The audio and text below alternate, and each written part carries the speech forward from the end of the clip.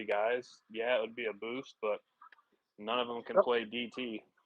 The only problem is if they can't be a 12-win type team, then that means Dak is he's just done. Because I mean he should be. I mean they should be able to. I mean, with the offense we have, they should. Without if the running game would get better, I mean they should be able to score 28 at least 28 points every week. Well, Should I can be tell able you, to. I can tell you right now, Cowboys have I'm going to try to remember all these numbers off the top of my head. They have the 32nd ranked rushing attack. They have the 28th ranked pass blocking offensive line. They have the worst separation rate in the league at wide receiver. And there's some other stuff too. But you look at these things and you compile them all up and you're like, with this offense, they should be able to. With this offense, they're probably lucky to score 20 a week, to be honest with you. And that's with Dak Prescott playing well. And you put all those things together, and Dak's not going to play well. And yes, some of this stuff is on him as well, because when he has time, he's still pressing. But a lot of the stuff is psychological when you're getting your ass kicked play after play after play. You're rushing your throws. You see him in the pocket. His feet are going crazy all the time, even when he has time to throw, because he's like, someone's going to hit my ass any second. So I got to get this ball out. And all these things are contributing to him, playing poorly, I think. I don't care what Jerry Jones says. Dak's got to run. 100%. Dak's got to start. He's got to start running again. He doesn't need to run like 2018 where he's putting his shoulder down. But if he's got 5 yards on 2nd and 10, go do it. Take 5 and slide. That's my saying. I'm going to start promoting. Take 5 and slide. Didn't he do it last year? Didn't he have remember the crazy, flip play against the Seahawks? He might have. Yeah, he did. He didn't make it in the end zone though, or whatever he was going for. He didn't get. I remember, but he tried. Remember, he got flipped over. He averaged four or 4.5 carries a game last year, and that includes quarterback sneaks. This year he's averaging 1.5, which is basically exclusively quarterback sneaks. So he's not running at all. He needs to run. So if he at least ran 4 to 5 times a game, that's what we kind of did after the bye last year. Mm-hmm. You saw how the offense was able to open up. If you don't have the requisite blocking and you don't have the requisite backs that are going to hit the holes, it's very easy on the defense to know that, hey, all I got to do is sit back and play the pass and they'll never beat me because the quarterback's not going to run. You got the owner coming out every week saying that I don't want my quarterback to run. That makes your team very easy to defend.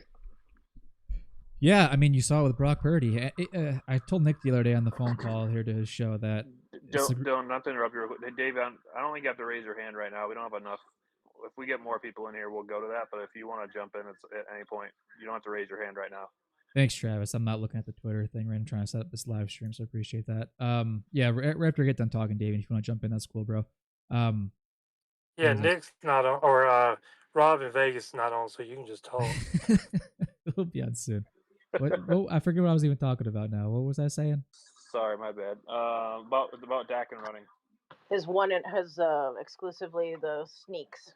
Yeah. And you're talking about Purdy, Brock Purdy. Yeah. We saw Brock Purdy do it. I called Nick's show. A running quarterback is a great equalizer. Like, you don't have to be a really good, fast guy, strong guy, whatever. But if you got like 7 yards in front of you, like that changes the entire situation that you're in. So instead of 3rd and 10, you're looking at 3rd and 3, 3rd and 5, 3rd and 4. Like that changes the complexity of everything. And then you can go, if it's 3rd and 5, go hand it off to Lipke out of the shotgun right into the best rushing defense in the league. No, just kidding. Don't do that again. But it changes everything when you have a quarterback thing. Just pick up a couple yards. And like Dak's not the age of Peyton Manning, Tom Brady, those guys that are pocket passers, that age is gone. That's not in the NFL anymore. That just doesn't exist. Every single quarterback has to be able to move at least a little bit in today's game. I mean, I make these bets on quarterbacks, and you should see the parlays on like Hard Rock. It's like, will this quarterback get 1.5 yards this week? And like, you bet yes, because like, okay, he take off one time. They never do. They never get 1.5 yards, right? Certain quarterbacks like Dak, like Kirk Cousins, right? But the rest of these guys, it's like 20, 30 yards. It's like, yeah, okay, they'll get that easy. Yeah, I was going to come in and, of course, Diggs' injury is the calf. He's hurt it. His calf is sore, so that's why he was out. He's been nursing it since the beginning of the season, apparently. I guess he was overcompensating on the knee. So that's a dangerous one. So he's been nursing it. So But I wanted to answer my question I posted earlier. Basically, I'm in, Like you don't have to be a and I'm out. I've been doing this for 45 years, so hell, it is what it is at this point. My whole thing is I want to see for this last 10 games. Can Dak run? That would be nice. It would be really nice if he start running because it's just kind of frustrating to see a guy that got wheels that don't want to use them for some odd reason. So it's making me really think that this ankle injury that was the phantom boot thing popped up. It's got to be more to the meets the eye. He was trying to play it to the left, but something up with that situation because I don't understand how you don't try to take out and get a free because Purdy is slow as shit and was getting yards like whoa. I was like, come on, man. He's faster than I Uh, completely agree. I'm like, come on, bro. He wasn't. It's not that hard to go get 10 yards or 10, especially the way defenses are playing them. Uh, so I'm just like, get some yards, help that out. McCarthy, I'm kind of like Broadus right now. Give me somebody else's play calling because I swear to God, if we run Turpin, how many of y'all? Okay, when we watched the game, did y'all know if you all y'all play Madden? See, I played Madden, so. You put your fast guy out there, anybody in Madden world know, oh, he gonna run a vertical. So if we like pundits can see that coming, how the fuck you don't think that?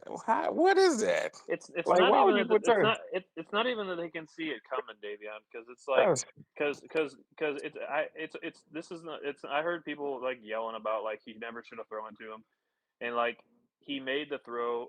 I answered it this way: he made the throw right, and Turpin should have caught it. However, what to your point and to all our points and what we've been saying about McCarthy all year long is that shouldn't be his thing. Like, use him on shallow crosses, use him on mesh routes, use him on bunch sets, use him on end arounds. He's not. He shouldn't be even in that spot. Like, that's my defense of it. Even though he should have caught that ball, it's just further like McCarthy of going, hey, I got this 5'8" receiver. Let's put him against the sideline and put him against a cornerback that's 6 foot. That when he puts his hand up, you can't even see the ball. But It's that's just a a mis- personnel it's a decision, right? Even that with that though, Travis though, if you gonna run them on a 9 route, run something yeah. underneath so the safety is fucking occupied just a little bit. I hear It's you. like what are we doing? Like you just basically ran Tobin on some kind of flat route or some shit. And then on top of that, why be running Jake Ferguson on flat routes where he can get killed? That's our On top, second best hey, wide receiver. What is we hey. doing? On top of that, when you had 3 We're plus minutes, losing. why didn't you on Hey, three? When you had 3 plus minutes, why didn't you run the ball at least once? How's everybody doing? I just got on. sup? Hey, Rob. They played that possession like it was. They had 30 seconds left. Yep, that was awful. I mean, it don't make any sense it don't make any sense how you fucking run a flat. You almost got Ferguson knees taken out because you run them basically where the linebacker's sitting right there, and you know that all they do is go for your knees now. They don't It do was they it don't was try to go three. heads up. It was 3 terrible play calls. Let's I just don't say know if that. you guys, I don't know if you guys talked about it, but honestly, the biggest reason why this offense just sucks is Terrence Steele. We anticipated Guyton being the weak link, and he's not. It's Well, Steele, and it's affecting Ferguson because he has to stay in to help, and they're still reluctant to let Guyton be. You can't help both tackles at the same time, or you'll have nobody going out, and it's just messing with Dak's head. And like David, I was saying, for whatever reason, Dak don't want to run. Dak, you know, he's taken that out of his arsenal, and that's unfortunate because he was really good at it, especially in college and his first few years. He's not a good enough pocket quarterback to stop doing it. It McCarthy just needs to don't. I stop. mean, Rod. To me, it just doesn't make any sense whatsoever. McCarthy needs Why to he stop. is not doing Needs it? That's just McCarthy needs to crazy. stop calling a game like he's a pocket quarterback. That would help Well, too. but I was on the radio today with Nick, and I said when they're in the meetings, Schottenheimer or McCarthy need to be showing Dak and saying, "You see this play right here? I know you thought you were going to throw it here. No, you should have ran. And then on this play, you see this? You should have ran." And because there's a lot, we see it. There's a lot of opportunity for him to run, and I don't expect him to be Mahomes or Lamar Jackson or Josh Allen. Those guys are very good at it, but it's better than nothing. It's better than taking a sack or throwing the ball out of bounds. Just give me something. And But So see, basically the thing is with Steele is getting him off his damn read so fast because every third and whatever, this fucker is just standing in like what is he doing? Like it just but, doesn't make but any we sense, No, just man. he's just gonna but be a why Oh post. man. He's why gonna are be we a post. continuing to blame why are we continuing to blame Dak for this when the GM and owner of the organization has said on multiple occasions that they don't want Dak to run. So we can no, say no. But wait a minute. That's on the player. I'm Nah, sorry. that's on the player. Uh, That's on the player. You Nah, can't, we not. you, I'm not giving Dak no excuse yeah, for that because he got in can't the league tell me. running. He got in the league y'all running. We're all not work doing that. jobs, and when your boss tell you I don't want you to do something, Then they you paid the have to wrong man. comply. Then they paid the wrong guy because I know what you're saying, and I kind of said it today. Like Jerry, why would you even say that? And if that's really trickling down to Mike McCarthy, where he's actually saying, listen, I don't want you running. I don't think that's what's going on. That would be, I mean, Mike McCarthy understands he's going to be out of a job if they don't turn this around. That's on the player. That you can't teach that. That's an Mike instinct. McCarthy would get another job quick, fast, in a hurry No. based on his track I hope record. he do. I hope he do. He can carry his ass for all I care. He's down calling plays right now. Who's He's going to hire? worthless So to me. so so in fairness to Mike, right? And I'm not saying I want some other leadership, but do we trust the organization to not hire Bill Belichick in an antiquated system or some other person that they have a relationship with, as opposed to Ben Johnson and Slowly and other people that are more young and innovative? Well, Oh no. no, No, we don't trust him. but Hey Rob, here's hey, the Rob, flip. Rob, I got one for Rob that Rob's gonna hate even more. You guys want to hear the latest? I guess you can call it a conspiracy theory, but it wouldn't surprise anybody. It wouldn't surprise me. It's not gonna be Bill Belichick. You know what it's gonna be, Rob? Who? Witten. Nope. It's gonna be Boy Wonder over in Philadelphia. Mm-mm. Hell no. Nah, no way. You watch. You No, say it. It's not gonna happen. I'll You tell you watch. why. I'll tell you why. If Jerry was 72, yes, he's I'm 82. just. That ain't happening. I But think that what he just said though, it's a relation. You want. yeah, but That's what I Jerry's think gonna we're sell looking. as young and innovative. I think we're looking at it wrong, though. Yeah, Travis, you kind of getting kind of It, out there with it, that one. Boy, I'm Wonder, just. really? You think did Jerry not tell you he was going to be the next that Kellen Moore was going to be the next Jason Garrett? yeah, but here's the problem. What everybody's looking at. We look at Ben If Johnson the Wait, as a great if play caller, was but that he's supposed to be never been a head positive? The next coach. Jason Garrett? And the I'm and the not saying you look, I'm not saying I even want it to happen, but if you guys don't think to Dark, I think it was what's Dark to Dark's point, if you don't think that if the Eagles in a world where the Eagles finish, I don't know, let's say they make the playoffs and they win a playoff game and the offense looks good or whatever, you don't think in a world where Jerry can go, ooh, I can take my guy back and I can be the smart guy again and I can take him off and I can also take him off a division rival and make him the head coach. You don't think he would even consider that? Because I got bad news for you. I think he would. who Dark? I think the Wait a best minute. thing you'll get out of If that you is he go get an back interview. then, He's gonna interview, but I don't think he's gonna get a job. I can't see Dark that shit at said he all. did I one. don't want to see it, but I'm just telling you, he's going to be, I bet you he'd be in the running. Who said they don't want Bill Belichick? They'd rather go with a young coach. I did. I know I would I rather am. go with the Okay. young I'm coach. on I would Ben rather go with the Johnson. young coach too. Okay, I but mean, my choice would be Ben Here's Johnson. the problem with that. We are just all we do is we've been complaining, and we're right that Jerry manipulates the coaches. Well, you bring in a young coach, and that's probably what he does. Then they have no cachet. They're happy to have a job. They're not going to turn around and tell Jerry Jones back off. Belichick could do that. Belichick He already fixes, hasn't though. but Belichick checks a lot of boxes that this team needs to fix. As Okay, Except they so bring Josh so McDaniels. in fairness to that, right? But what about Josh McDaniels and his offense? but In why do the you keep? things But wait a minute. Whoa. He's not going to bring in Josh McDaniel. he's done it traditionally. No, but wait Yeah. a minute. What?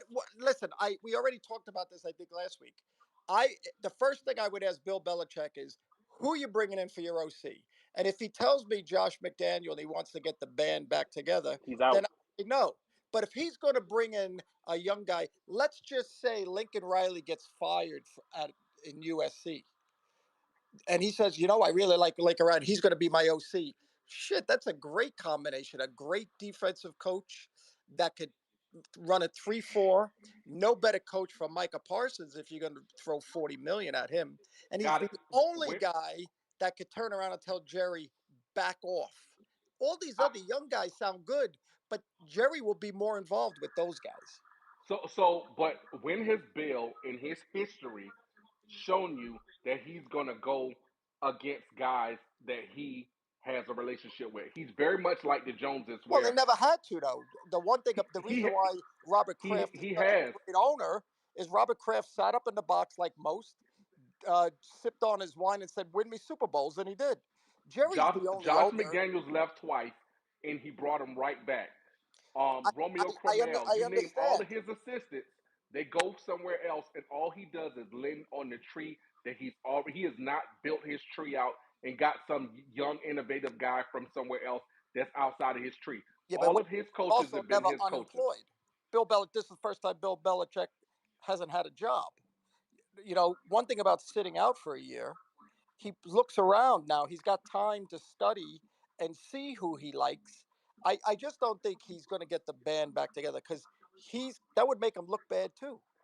He wants to show, no, I can win, without Tom Brady, without uh, Josh McDaniel. So no, but I agree. If he thinks he's going to bring those guys back, then no, I'd say no to that. If he brings Josh, I'm out. Period. I don't think Jerry. Like I said, Jerry's an old man. You got a 4-year window with Dak and CD. There's your big investments. You got to bring in a guy that's ready to roll. You don't want to learn. There's a risk when these guys try to learn on the job. For sure. Hey, 1 second. So I invited everybody to speak. You obviously don't have to say it, but obviously if you want to take a look and feel free to jump on. Okay. I see Sergeant Sue's in the house. You mean he's not in the bathroom? He might be. I mean, here's the thing. I will say this, Rob, and I hear what you're saying. I still, if I was making the decision, I'm probably taking a Slowick or a Ben Johnson personally, and letting him let him. To your point, it'd be the same question with him as who you bring in on defense because I want to know that.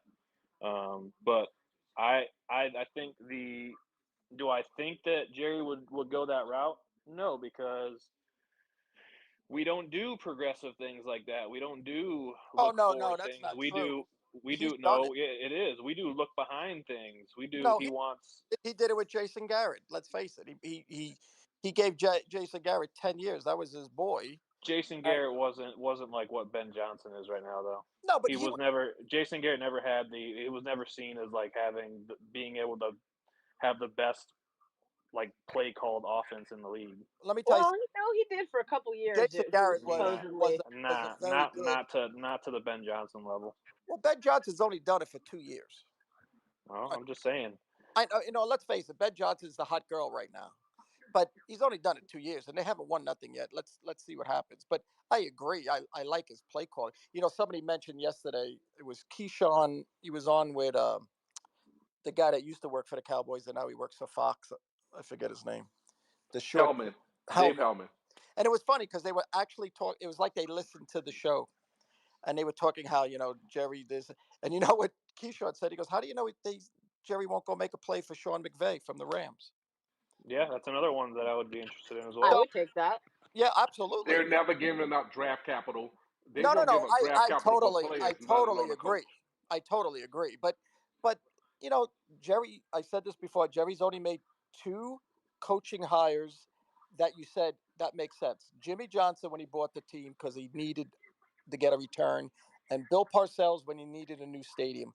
All these other coaches that coached for the Cowboys had no business being the head coach of the Cowboys.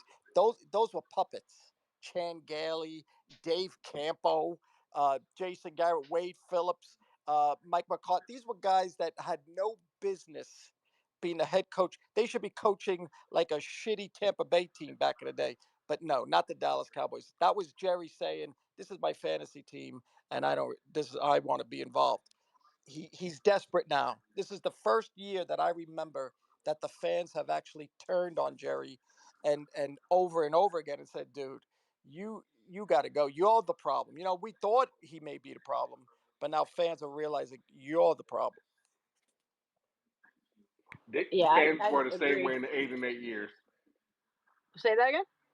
The fans were mad at Jerry during the 8 and 8 years. Just luckily we got lucky in the draft, and we were able to come out of that. We were, but they're done. What year was that? I What do year agree was with Rob that something seems more broken within all of us fans. And the reason why it seems so broken is they were so good last year. They were good the year before that, 12-5. You'd say to yourself, what team blows it up?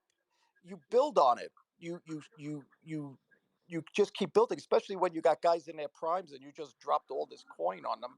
And it was just a weird thing. But it's all about he was not going to build around Mike McCarthy. Same reason why he didn't fire him after Green Bay.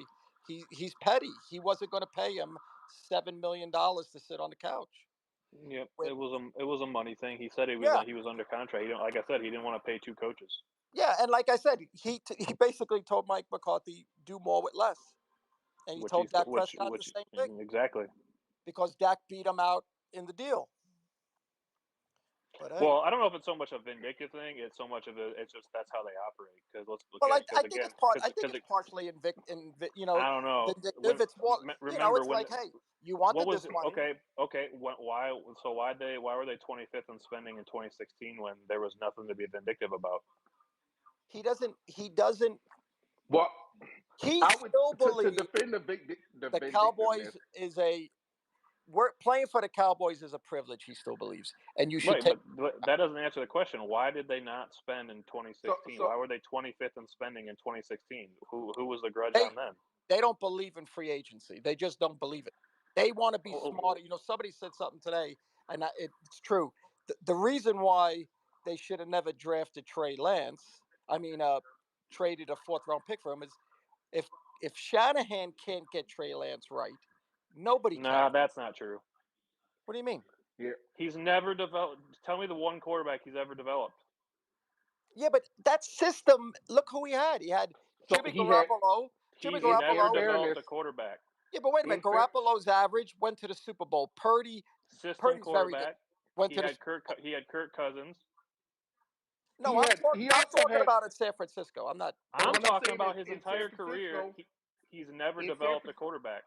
So in San Francisco, in fairness to him, he had Darnold at a point, as a backup or whatever. Nobody that has had Darnold thus far saw the production that Darnold is doing this year. So I can't say that definitively. I don't agree with the Trey Lance deal, but we can't say that somebody else somewhere else couldn't pull something out of Trey Lance that Cal couldn't. We're going to find out next year because he's going to be gone. Yeah. You think? Who knows? The Cowboys may pay him $1 million as a backup to come back. You don't know that. No. It's not that the Cowboys will pay. Another team will say exactly what you said. You look at a 25-year-old. He fits the mold. He's big, strong, fast. They're going to say, let's give this guy a shot. And what they'll say to him, which the Cowboys cannot say, is you'll compete for the starting job. And he'll go. And if he's smart, he will go. Yeah. I disagree. There's not going to be a team out there that's going to allow him to compete for a starting job. He's got to compete for a backup job. Dylan, they may be lying. Rob, he might be on the practice squad because I don't know of a team out there that's going to allow him to compete for a starting job. There's not going to be a team desperate enough. He's going to be competing for a backup job here or somewhere. I don't know where it's going to be. I could see him going to the Jets and the Jets doing. Aaron Rodgers, I don't think he's coming back after this year. And they're going to have nobody. I could see a team like that just saying, "We want you to come in," and they'll pay him $3-4 million. You know why I said it, Dylan? Cowboys won't do that. Dylan, remember what I told you? I think they could. I think there's an avenue for it, Rob. I think he'd be smart to stay here and develop behind Dak for the next 3 years. But that means the Cowboys would have to either get rid of Cooper Rush as their backup and depend on Trey Lance as the backup. Free agent.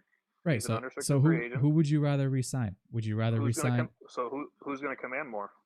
It doesn't matter. Cooper Rush. I rather Trey Lance because I would want to put Trey Lance in certain packages and start developing his game to help out on the red zone stuff. I don't said think at he's the going to beginning of be. the year. I don't I think don't he's think going They're to be going to go the Guys. cheap route.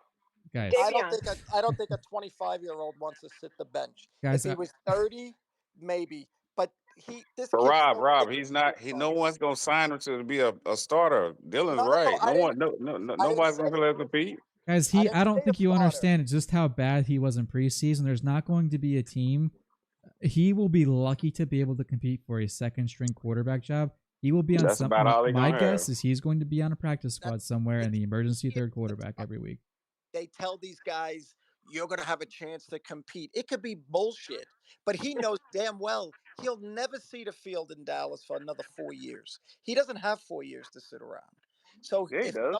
no, he doesn't. He'll be almost 30 years old and never The team, start. And the team He's that is giving 25. the team that Okay. is giving Trey Lance a chance at a starting job next year That has got to be quarterback's the going to most 40 desperate though, team I've Rob. ever So seen. yeah, he got plenty of time to figure it out. Tell me, Rob. When did Geno Smith hit? Thank you. When did Gino? But Gino, No, Gino's Year always 9. been, but Gino was hurt a lot, and Gino Yeah, has Geno a, was- he has yeah, much and- Gino was better. better. But Geno hang on, was a he's got bust. much better skills, a natural throwing motion, better Yeah. throwing ability Okay. than Answer Trey this has. question, then. Did anybody here realistically see when he went to Seattle that he was going to do this? I'll No wait. way. Obviously not, but Well, he had okay, much better. Then what are we? Then you because can he sit started and say with all you want. If But you're Travis. Trey Lance, Everyone thought he If was you're done. trying to compare Gino's skills with Trey Lance's skills, it's not even comparable. Geno Smith was hurt a lot, and he wasn't great, but it wasn't because he didn't have the skill set to play well. It had I'm nothing not to do with asking that. Trey I'm So not would asking Trey Trey to be a play. better would Trey be a better quarterback for the Browns than Deshaun Watson? No. no. Oh, I disagree. I Oh, vehemently y- disagree. probably. Off the field, yes. Watson is done. True. He's done. But- Every but- backup that comes in when he goes down.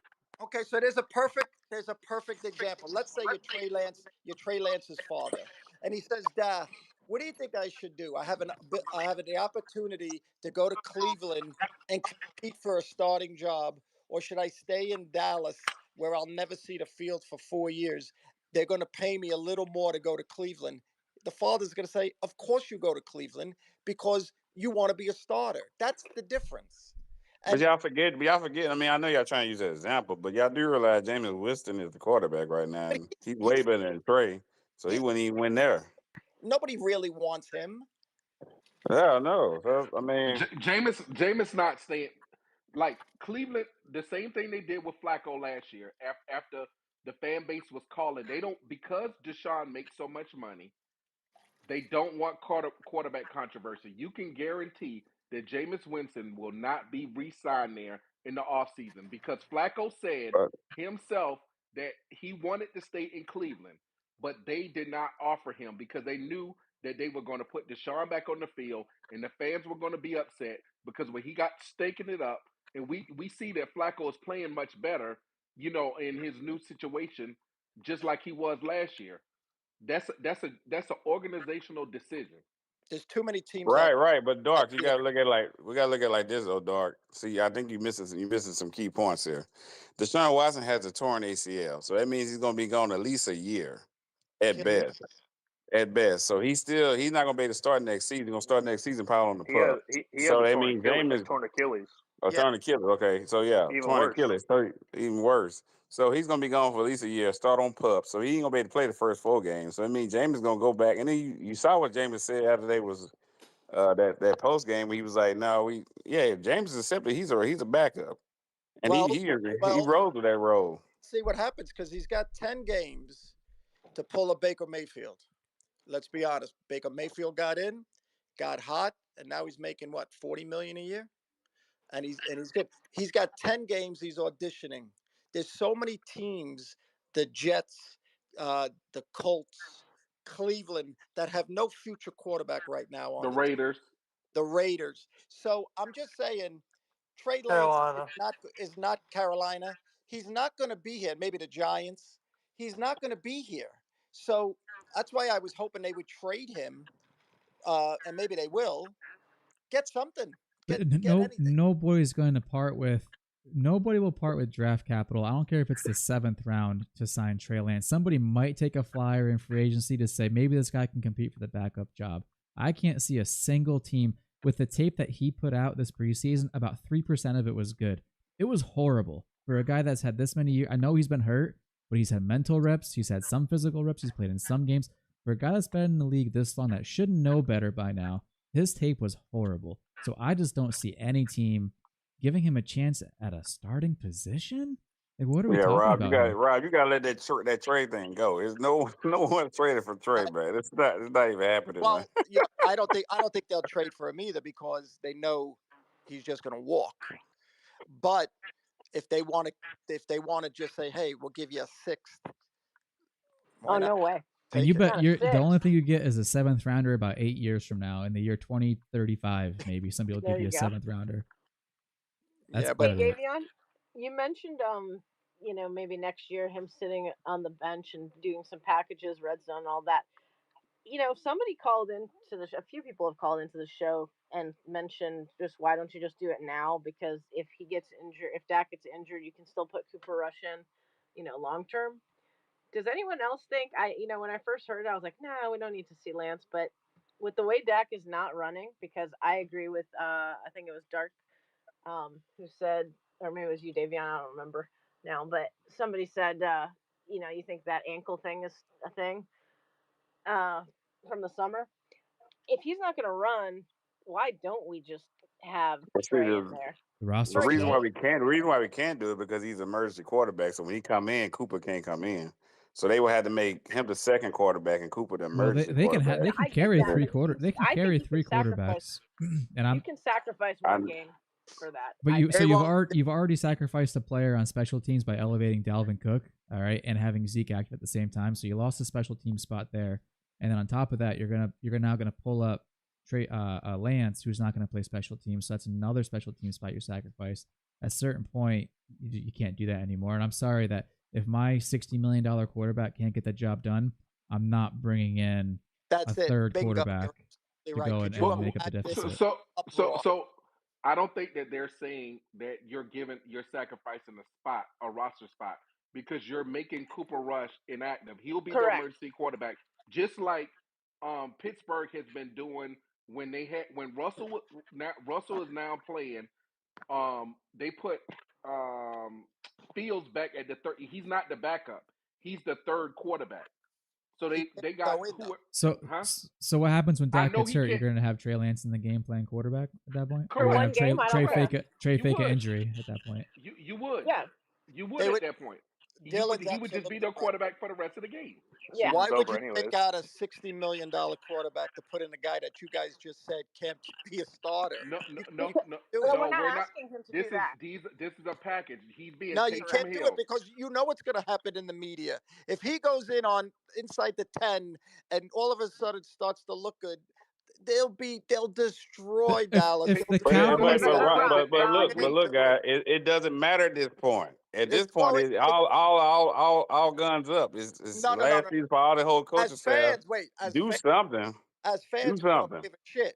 But then you got to look at it through Jerry's eyes. Jerry's like, "Are you kidding? I just paid this dude." And I'm sorry. You gave him a 4th round pick for the guy, though. You got to make him do something. He's not. You're not putting him in the throw a bunch of passes. Or you're putting him in. But that's the problem. Run the football. So you're going to put him in the game, and just like the argument against Deuce Vaughn, teams are going to know exactly what you're doing because he's not going to throw the ball. And if he does throw the ball, then you're every week. Taysom Hill can throw the ball. Yeah, that ain't. Trey Lance can also throw the ball, but he doesn't. I would ask Hill to throw the ball before Trey ever throws the ball. But he does. Hill can throw the ball. He has the threat, the ability to be able to throw the ball. He's also a big guy that they use in short yardage situations. Trey Lance is I mean, you're just broadcasting. Multiple things are going on here. All right, the Saints have a good offensive line. They're blocking guys out of the way when they were healthy, anyways. And Hill is going up and not getting touched for 3 yards and then plowing over the linebacker or the safety. Okay, that's not going to happen here. You're also not going to get guys out on stretch plays or out pulling guards. Zach Martin can't even move anymore, apparently. It's not a good idea. And if my $60 million quarterback can't get the job done, whether it's running or throwing the ball, I'm sorry, but I'm going to die with him versus trying to put a package in for Trey Lance. And they can't figure out how to get Turpin the ball. This offense, they have no imaginability. They're not going to do it. That it sounds good, especially when you may see that if we lose like 6 games in a row. Yeah, but what Which if we you're Well, putting we're which gonna we Trey might. Lance? What if you're putting Trey Lance in? He does a little. He does a little. Is that gonna make Dak maybe look over his shoulder and maybe I better, maybe Nah. maybe you get it better. You His never know. his You don't contract's secure for the next 4 Well, years, 3 yeah, years. but he But doesn't want to look y'all like a remember chump. y'all remember what Nick said on the show today. He said that Dak is the type of guy that he'd be like, "Oh, I can't do it. I'm gonna hold my beer." He's that type of dude. So you put him in there. You put Trey. Just sprinkle some Trey in there. Show him what you can do in the red zone when you do a read option instead of just basically keep handing the ball to Zeke and going for 1 yard. Look, I don't Go think hold the it's. ball and go. Look, We're going to see what kind of guy Dak is this week, where it just came out. Everybody's ripping him. He's afraid to run. I don't think he's afraid to Wait, run. wait. No, no, I no, no, think, no. I'm I not think he's saying he is. I think he's overthinking. I think it's a I'm saying microcosm of the offense. what everybody's saying. He's afraid to run. He won't run no more. Now the owner's coming out saying they don't. So this is the game where I bet you see Dak and they need it. The old Dak. I don't But think he yeah, but physically can run. I don't think he can run. he I'm he does. I Okay, think he physically he can doesn't run. move. Okay, he doesn't move as well. That is for Never sure. has since he broke his leg, but that was 3 years. But when the issue is, it's just like the issues with throwing right now. It's been a microcosm of, even when there are moments where we've all sat there and say run, run. He's thinking he needs to be decisive. If you're gonna run, go, just go, man. You see it, go. He's And not doing that right you now. He's don't still have thinking to like run for here and 20 here. yards. Like, just go I pick up know. 5 yards and get down. I know, but like, what I'm saying is, because he doesn't run as well, he needs to be decisive when he decides to run. He can't be indecisive Right. when he decides to run. He has to I decide agree. and go. But you need to pound it into his head as coaches that you see this play right here. It was 3rd and 3. You go get it. You could have got it. He needs to understand. We need this, especially with the worst running team in the league. But I There think was a they're doing third. that, Rob, because they keep on running RPOs. So it's got to be something that they're But he don't. saying. He Like doesn't need Brian it. saying, "Look, man, you could have took off right there." I mean, But he doesn't. they looking at the film too. Like you could have took Well, off right. You could have so kept it and ran. they're doing RPOs, which is a run pass option. So he's reading the defense, saying, should I hand it off to Zeke or should I throw it? I think what you might be talking about is a like a read option where the quarterback keeps it or hands it off. They ain't doing any of that. There ain't no quarterback keepers involved anywhere Look, whatsoever. I'm gonna ruin Michael's night. Okay, Oh no. all this stuff we're talking about as far as Trey Lance, and and Dylan know, even I was a proponent of Trey Lance. I don't know what's gonna happen with him. I still could see a lane where he could sign as a backup where they do that. If that's crazy, it's crazy, whatever. At the end of the day, we should Yeah, have I think Trey Lance can resign too. I think it's a high possibility we he should have resigning too. we should have discussions on other Oh, stuff, because at the end of the day, this season is cooked. I don't Yeah, care none of if this Dak does matters. run. I don't care if Dak does run more. The all we can say all these things, but everything's going to come back to two things. Can you run the ball? No. Can you defend the run? No. That both of those things are domino Well, effects I don't. that I are not don't going to fix agree. the issue. I don't agree, and only reason why I'll say that is last year they didn't run the ball very good, and they couldn't stop the run, but they were They ran scoring. it better. They ran it better. Yeah, and it's But they worse were this year scoring though. 30 something points. So all I'm saying is, and I agree, I don't think it's going to happen. But if somehow offense could get going and Dak gets going and they start putting up Yeah, points. you can smoke the hopium all you want. No. I don't think it's going to happen. They had you said they couldn't run can't last year. They had a I just serviceable run game. Yeah, they had a better run game last year, Rob. That's Yeah, they had a 1,000-yard rusher last year. All I'm They'd be lucky to get 400 yards out of one of these guys. If they beat Atlanta, they have a good shot at beating Philly because that's just they match up good with Philly, and Dak feels very comfortable against Philly. I don't know, man. I don't think it's going to happen because I don't like the makeup of this team. I don't like the coaching staff. I don't like the defense. well, they better beat Philly because I'll be down there in the game. So they But better all I'm be. saying is, if Yeah. they beat Atlanta and then they beat Philly, they're right back in it. Sure, and then if they beat Houston, and if they beat whoever they have for that, No, yeah, even they'll be leading the division.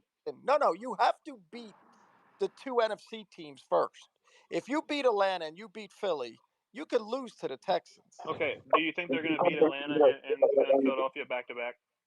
I honestly think that they have a good shot based on those teams. I I'm don't not. think they'll beat I don't Atlanta think the if team Micah is don't play. good. I don't think the team is good Exactly, Rob. right now, but I don't think the two teams that we're facing are some type of juggernauts that we are incapable of beating. They're I not don't. juggernauts. It's Hey just we're guys, that William bad. got his hand up. Whenever y'all get a chance, William got his hand up. Go ahead, William. Hey guys, hey, good evening, everybody. Dylan, I like that y'all are doing this on Wednesday. Did y'all hear Jerry? And y'all may have already said this, but did y'all hear Jerry on his radio spot saying that he almost didn't want Dak to run because running quarterbacks invariably get injured? That's the first time I've heard it that overt. So I thought that was interesting earlier this week. Hey, and I'll just listen. My crew is in bed here, but you guys are great. I love it. Yeah, we were talking about that, and that isn't what he said isn't even true. Anyways, there's studies that have come out that show that running quarterbacks and pocket passers get hurt at the same rate, and it's because running quarterbacks can they can dictate the terms on which they take the hits. Pocket quarterbacks are getting hit from every which direction, legs, back, whatever. Overshown. Overshown, bust your ribs, right? Tony Romo has a punctured lung. Like pocket quarterbacks just get blasted. And they have more protection nowadays than they used to, but they're still getting blasted. Getting back to the Atlanta game, if Micah Parsons was playing, I could see them beating Atlanta because I like Kirk Cousins. He's tough, he's gritty, but he's going to be in the pocket, and he'll stay in the pocket with all day to throw. And because if Micah doesn't play, I think that's why we lose, because like I said before, even Micah's not enough, Rob. Well, I think he is. No, because if I'm the Falcons and you says, "Ooh, you're bringing Parsons back coming off an injury," you don't think I can take him out of a game if I've only got one guy to worry about? Well, I can scheme a game plan to take out one guy. But I like my chances better with Micah. Without Micah, I don't see us winning because it'll look like San Francisco. A lot of running game, and then the play action pass that always kills us. But with Micah, it will speed up Kirk Cousins. We can't stop Jordan Mason. I mean, our chances of stopping Bijan Robinson, and because I just saw someone put out a stat about that. I don't know if you saw that, Dylan. Their success rate for Bijan in between the tackles and our lack of success in between the tackles is not a good recipe for.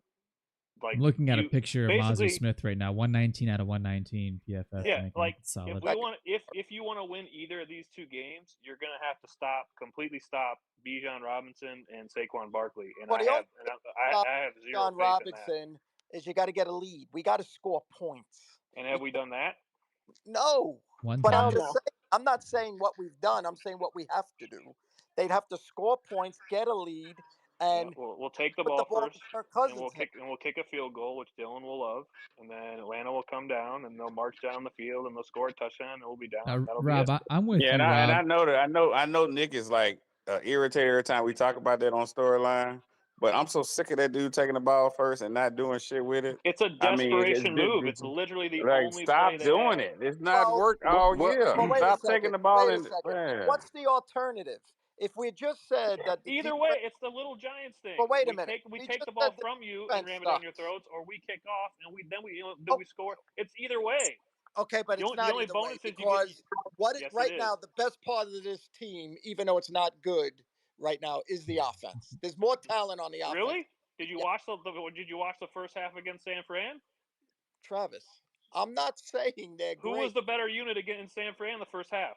The defense, yes. And but what I'm saying confidence do we have in this offense? Like I know. We keep saying, like, get it, then actually do it. Then he's trying to get the offense going. He's trying to show them, hey. No, he's not, Rob. No, he's not, Rob, because that last sequence showed me all I need to know about fucking Dan McCarthy. Oh, well, I mean, that last sequence we went and scored 14 points in no time, and then he gets to the last sequence and runs what the fuck offense? Like, why are we running that shit when we was killing them in the other motion and everything? Man, that dude is mind-boggling, man. They blew 2 coverages against the best wide receiver we got. That's how you scored 14 points. Right. But what But I'm saying, they had Dak, motion though. You saw all the Dak motion they was got a hand running. in that too. Dak played that 3-minute drill like it was 30 seconds. He looked scared to death. So no, that was They knew, man. It was the Mike play can go call on was single whack. runs. nothing's working right now. But I got to put it in the hands of my $60 million quarterback and my $34 million wide receiver. I'll put I it like in my- his hands in the second half first. From a tactical No. perspective, Yes. do yes. you see what the 49ers did? They went and scored, and right, and then we didn't do anything with it, and they went and scored again, and the game got out of hand. Scored. So They Game go back. didn't no they did they scored the series before our end of Yep. half series, right? And then we punted it. We Yep. didn't do anything. They punted, we got it. They kneeled it, whatever. But they scored just before that. But my point is that the opportunity to go down and score back to back to either climb back into the game or put the game away is way more valuable than trying to make a statement and receiving the ball first. That's the stupidest thing that anybody could ever do. And no other coach does it in the league. Only McCarthy is taking the ball every single game. Well, asinine. McCarthy's on. No, that's not. No, McCarthy just started doing that when we kept losing. He did not do that game one.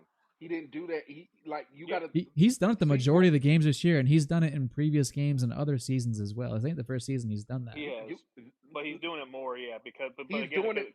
You got got to think about desperation move. correct, and you got to think about the games where we actually win the toss and take it. Sometimes the other team win, and yeah, we get the ball first, and we don't do anything with it. But in the time this year has been the only time because he felt like he had to. Last year it was a bunch of times where we didn't take the ball first when we were winning the toss But because he could And we were rely on the 12-5 defense. those years though. But I mean, this year we getting our ass drug in and fucking ain't doing shit with it. But you Like, know what's funny? You know what's got funny though, Dark? We're talking about what could happen in the Atlanta game. And I would say at least I could say it to Dylan's point to some people. I'd be like, well, at least I know in the first half the defense will sort of hold up based on, and I saw that based on the last game. Imagine if the Niner game, if they had gotten the ball, if they had deferred first, because he's so scared the defense is going to get torched. Yet the defense actually had the better half. Well, I bet and you got the ball coming out of the second half. We win the toss, he'll defer, and I have a feeling because Bland back, Diggs. I just think Bland not playing this week. Bland's already playing. He's already active. They activated him only him. because yeah, they but had I think he's going to play. He was on the cords today. I don't know. He was on the cords today. He didn't. Yeah, but they were all on the cords. I mean, I think Bland is going to play this week. I don't think Bland or Parsons play this week. I don't think Parsons is going to play. I think Bland has a better chance than Parsons, and I think we're getting Carson back too. Because we putting AO on IR because his back is jacked up or something. Bland was ready to go against the Lions, and then he has some discomfort. I don't understand what's happened there. He has some discomfort, so they put him back. Mentioned a setback. Nick mentioned a setback. I don't know. The setback is we suck. I haven't got. Exactly. I don't want to get her. Micah Parsons, same thing. We suck. I don't have no contract. If Dak doesn't have Parsons got a contract. Bland don't, so he need to come out there and play. So McCarthy said he thinks Bland will be on the practice field tomorrow, not in the rehab group. So he's saying Bland might practice tomorrow. I don't think Micah plays. Nah, he's not. He's saying Micah's still in the rehab room. I'm just reading some of the stuff from the call today because I like Micah, but he's a little soft. And can we figure out, can we also wonder why Zimmer did not adjust to why did he have Dono on fucking damn Kittle the second half thinking that shit was going to work? Davion, to Zimmer's defense, he is a one-handed fighter that only had a right hand. And once they figured out he was a one-handed fighter, because that's all our defense could provide, as soon as they made that adjustment, it was over. Like because you gotta think, he had no choice but to play the 6-man lines he was playing. He was playing a lot of man because they had to put guys. But Travis, I get that part. But you got a better coverage safety in Wanye. If you're gonna go to that, you see that, but they won't. But wait a minute. They did. They wait too long to switch it. They switched it, but it was too far gone. Zimmer got asked this week. Zimmer got asked this week about it. He said he has no plans to switch him out.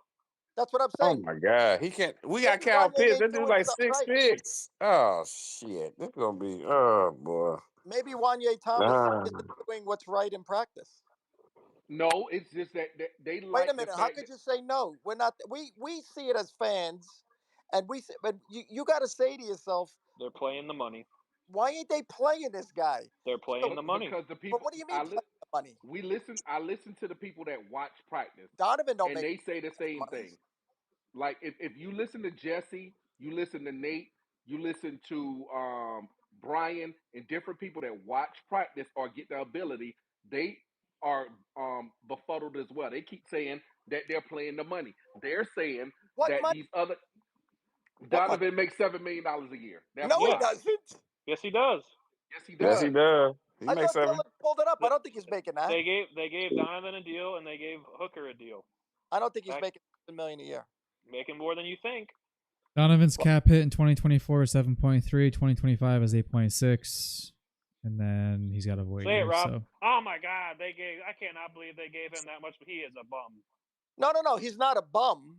He They're is just a bum. playing. No, They he just can't playing run. him out. They playing him out of position. They playing him out of position right now. You can't play him in man coverage. I mean, even Neither DQ knew safety can that. run. Neither DQ safety knew can that. run.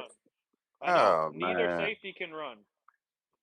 the Hooker guy got ran that I down by can't a believe, backup the guy tight end that in they New will York. not replace is Hooker, and I don't know why. He does nothing. Well, Hooker He got got ran paid. down by. I'm fine with him backup if you tight got end. 1 year out there, or you can play Bell if you want to. It don't matter. They But I like don't think they're gonna play Bell. They like Wilson because he can tackle, and he's Can a he? guard. Not this. Can he? Not this year. Shit, I can't tell this year. Who's I the free, cannot tell this year. who He was be the out of free position, agent but that was out there that nobody picked up towards like the middle of the season, and then they got him? Justin Simmons, the guy that we're Yeah. gonna play in Atlanta this week. Yeah. Oh, yeah. Why didn't they go get that guy? Because they Why don't had they do- already we're not a progressive franchise. They don't do any of that, Rob. You want me to keep saying this? Yes. We All I don't gotta do say shit is that something makes to play sense. the Rups.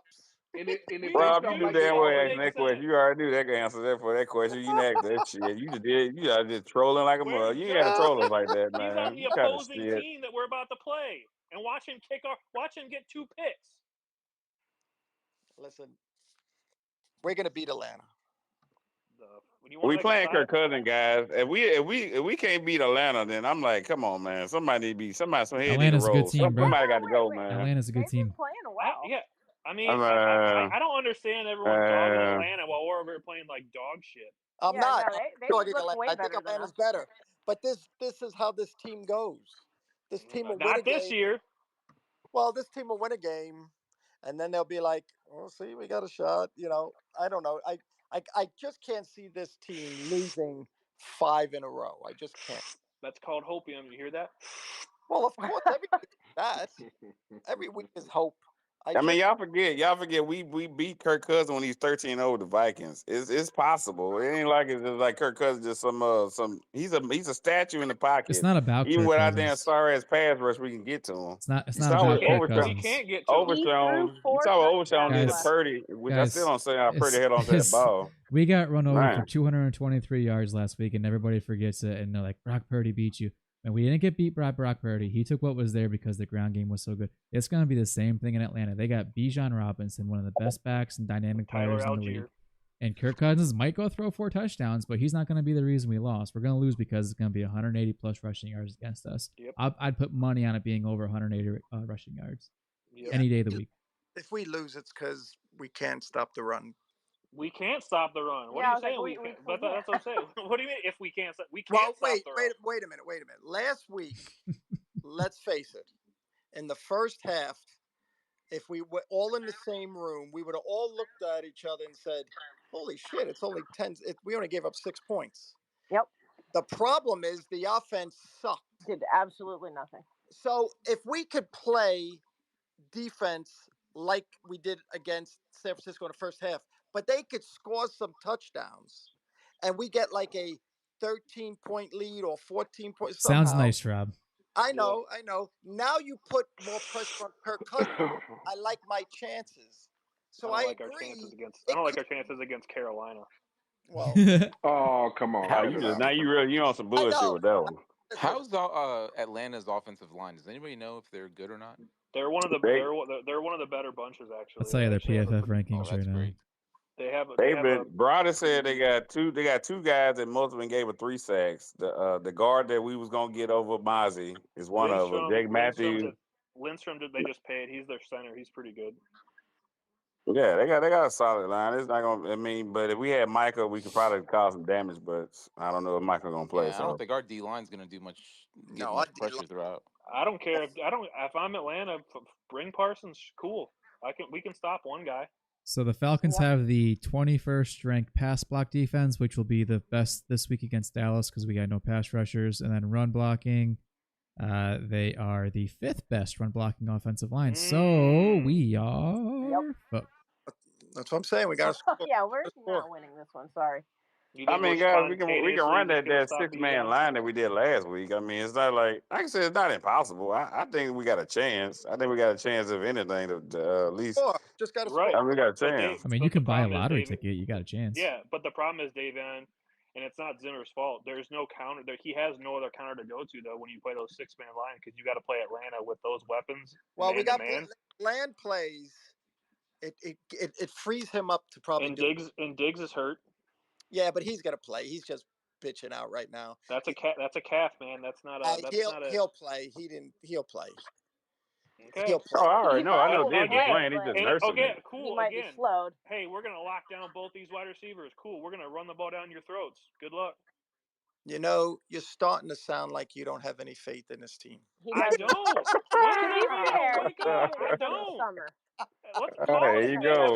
There you go. You live in Vegas, Rob. Let's call a spade a freaking spade. There you go. All I'm saying is, it's Kirk. There you go. As much as I like Kirk, we do. Yeah, and it's Dak Prescott with this weak ass, terrible ass offensive if we line had Micah Parsons. Wait a minute. Atlanta is 3rd worst in pressure rate. They are last in sacks. They have 6 sacks on the entire season. Don't matter. We got Terrence Steele because he'll make anybody look like some goddamn. Do you know where our Hall pass of Fame block ranking is? We're the 28th ranked pass blocking offensive line, so that's cool. Can I ask you a question? Yeah, but something's got to give. I mean, it'll be Matthew Judon on Terrence Steele. That's what Terrence Steele's going to give. If they wanted to replace Terrence Steele, who could they put there? They can do it. They're not going to replace him. Somebody they draft next year.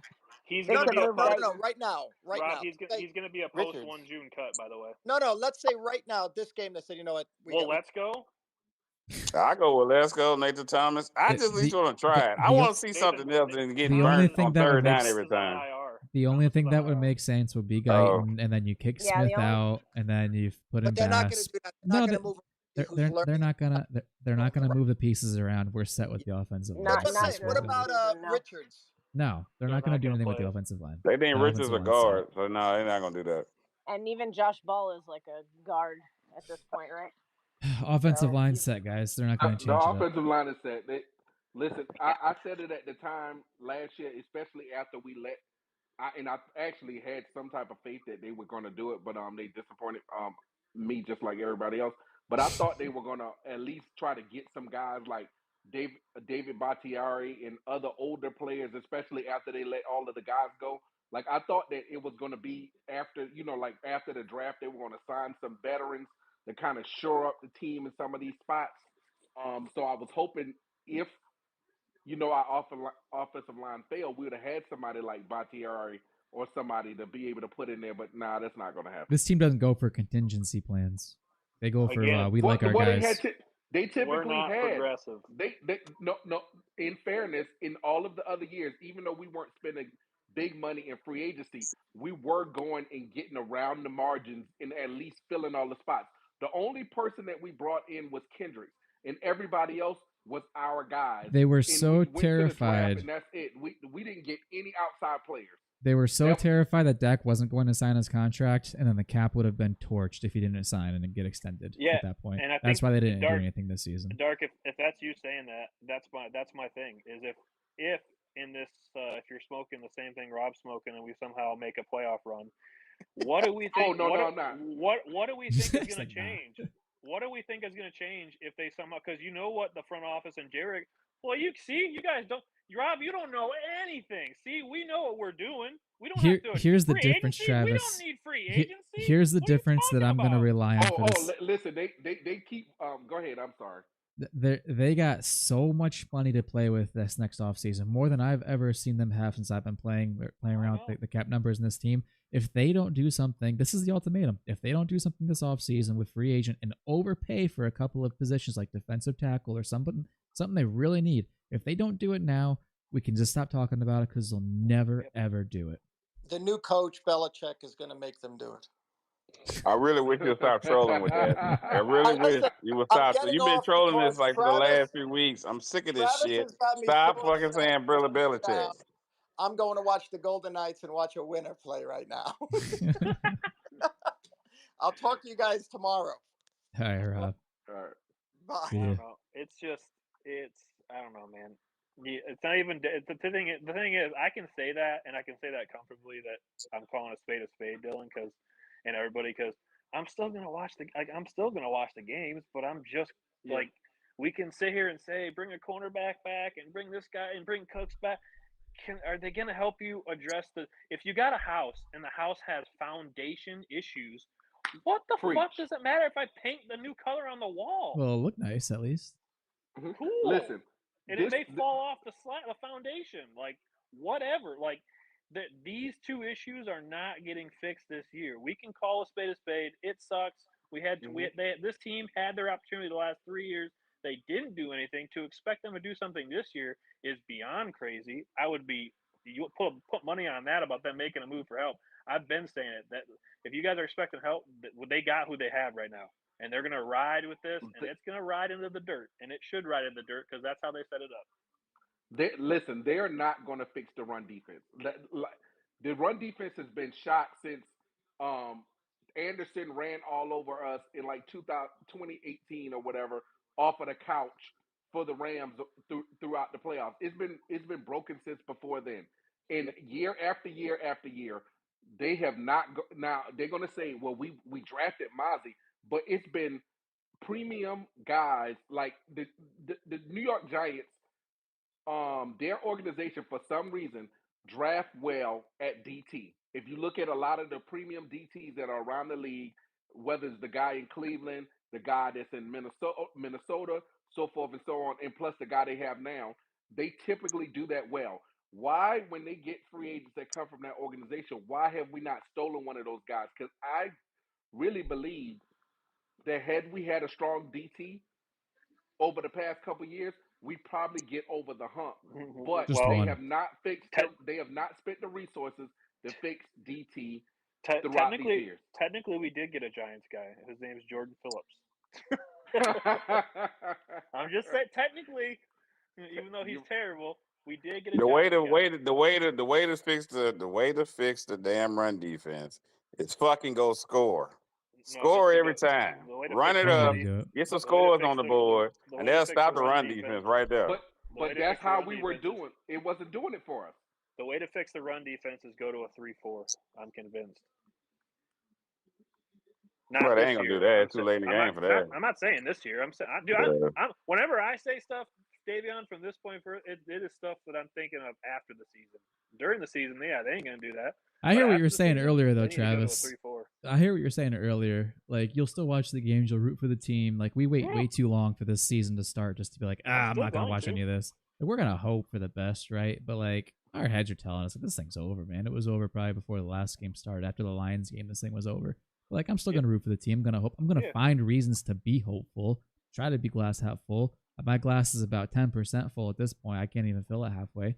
But like, I'm gonna root for the team and look for reasons how they can win. As bland as it might be.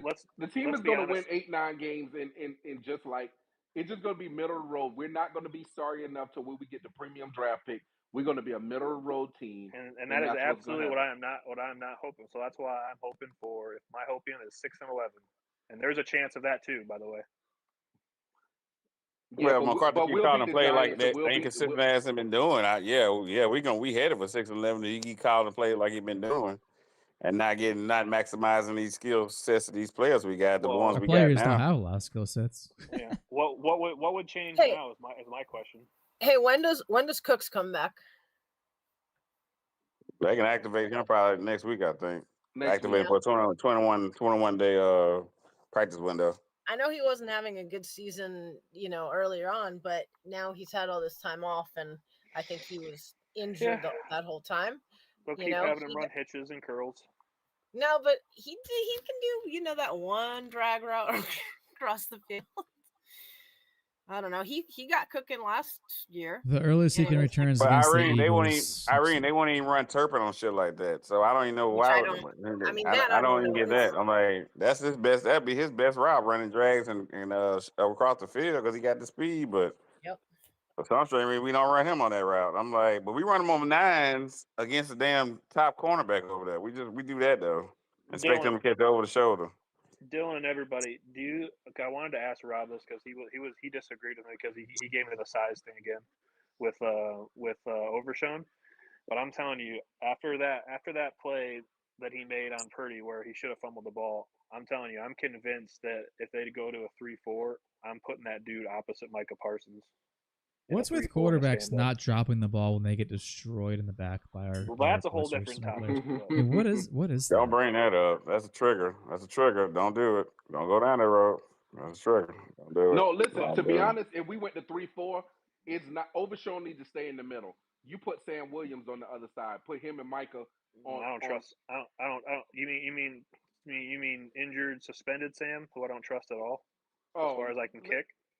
I mean, okay, nobody said but when he's out there, he flashes. He can be one of their backups. Yeah, I don't know. I'm kind of leaning towards Travis. I don't know what's up with Sam, bro. I really want this guy. I really want this guy to show something, but it seems like every time he's about ready to do something happens. It's like I don't know, man. Let me try and convince you, Dark, because the only thing is we didn't going into the draft. You would say Parsons is our best rusher, right? Like hands down. He never rushed at Penn State, right? Overshown actually did some of this at Texas and was successful. I'm tracking. And all I had to see was I think it was the 4th fastest sack like all year, the one he had on Purdy. The way when he got the edge, the way he that is a pass rusher like savant, not a linebacker savant. That when he flattened the edge and his closing speed, we all say is maybe even better than Micah's. I'm just saying, dude, you put those two dudes opposite each other, and I can find another 3-4 middle linebacker to play next to Marist. I can. I'm putting my two best athletes to go hunt quarterbacks. But you do realize on that play he was open up on the side where he had nobody in the front of. It was a blitz, I know, so it was But that's the advantage of being in a 3-4 is your guys are off the line. They're not what Mike is doing right now, where he's in a 2-point stance going head up on attack all the time. I get that. I mean, I like to see more of it going forward. Sam is one of your best athletes. He ain't better than those two. He's one of your best. That's why I said he can be a rotational guy behind them. Plus, if you were considering doing it, are they even? Do we even know? Are they committed? I have more of a idea that they'd be committed to Overshown long term than Sam. Is that fair? Oh, I agree with that. That's fair. So if you're even considering it, why not? Let's just roll. Talking about size alone, Sam Williams is on the heavy side of a proper 3-4 linebacker. He still fits in the correct mold for a 3-4 outside linebacker, but he's on the heavier side. Micah and DeMarvian are proper. They're the proper size guys on the outside. Overshown's a little bit light. I think Micah's a smidge heavier. But he can one more thing. I keep thinking Overshown like 240, so I'm like, he's like 220. He came in the year at 234 and a half. And this is the other thing. Overshown did? Dark. Yeah, he weighed in. I looked at his Instagram. He came in the year. Oh, you're right. 234 and a half. Yep, I was right here. And this is the other thing, Dark. That's perfect. That might convince you this because I think his frame he can still put on a little bit more. But this was Dylan's point. When you have both of those guys playing in a 3-4, what do your 3-4 ends occasionally have to do for you? Hold up. Cover flats. Drop into coverage. Remember, we used to hate when DeMarcus would do it. We'd be like, why is DeMarcus going back?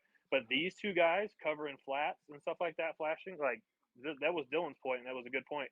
Both those guys are way equipped enough to do that. Like that would be easy when if you're gonna drop one off to play a flat or whatever. I mean, I'm just saying, again, the premium. And I actually think quarterback. And I actually think Mozzie would be better being a 3-4 in. He could be. Maybe, yeah. Yeah, and actually get your true nose. Yep. So You go get yourself.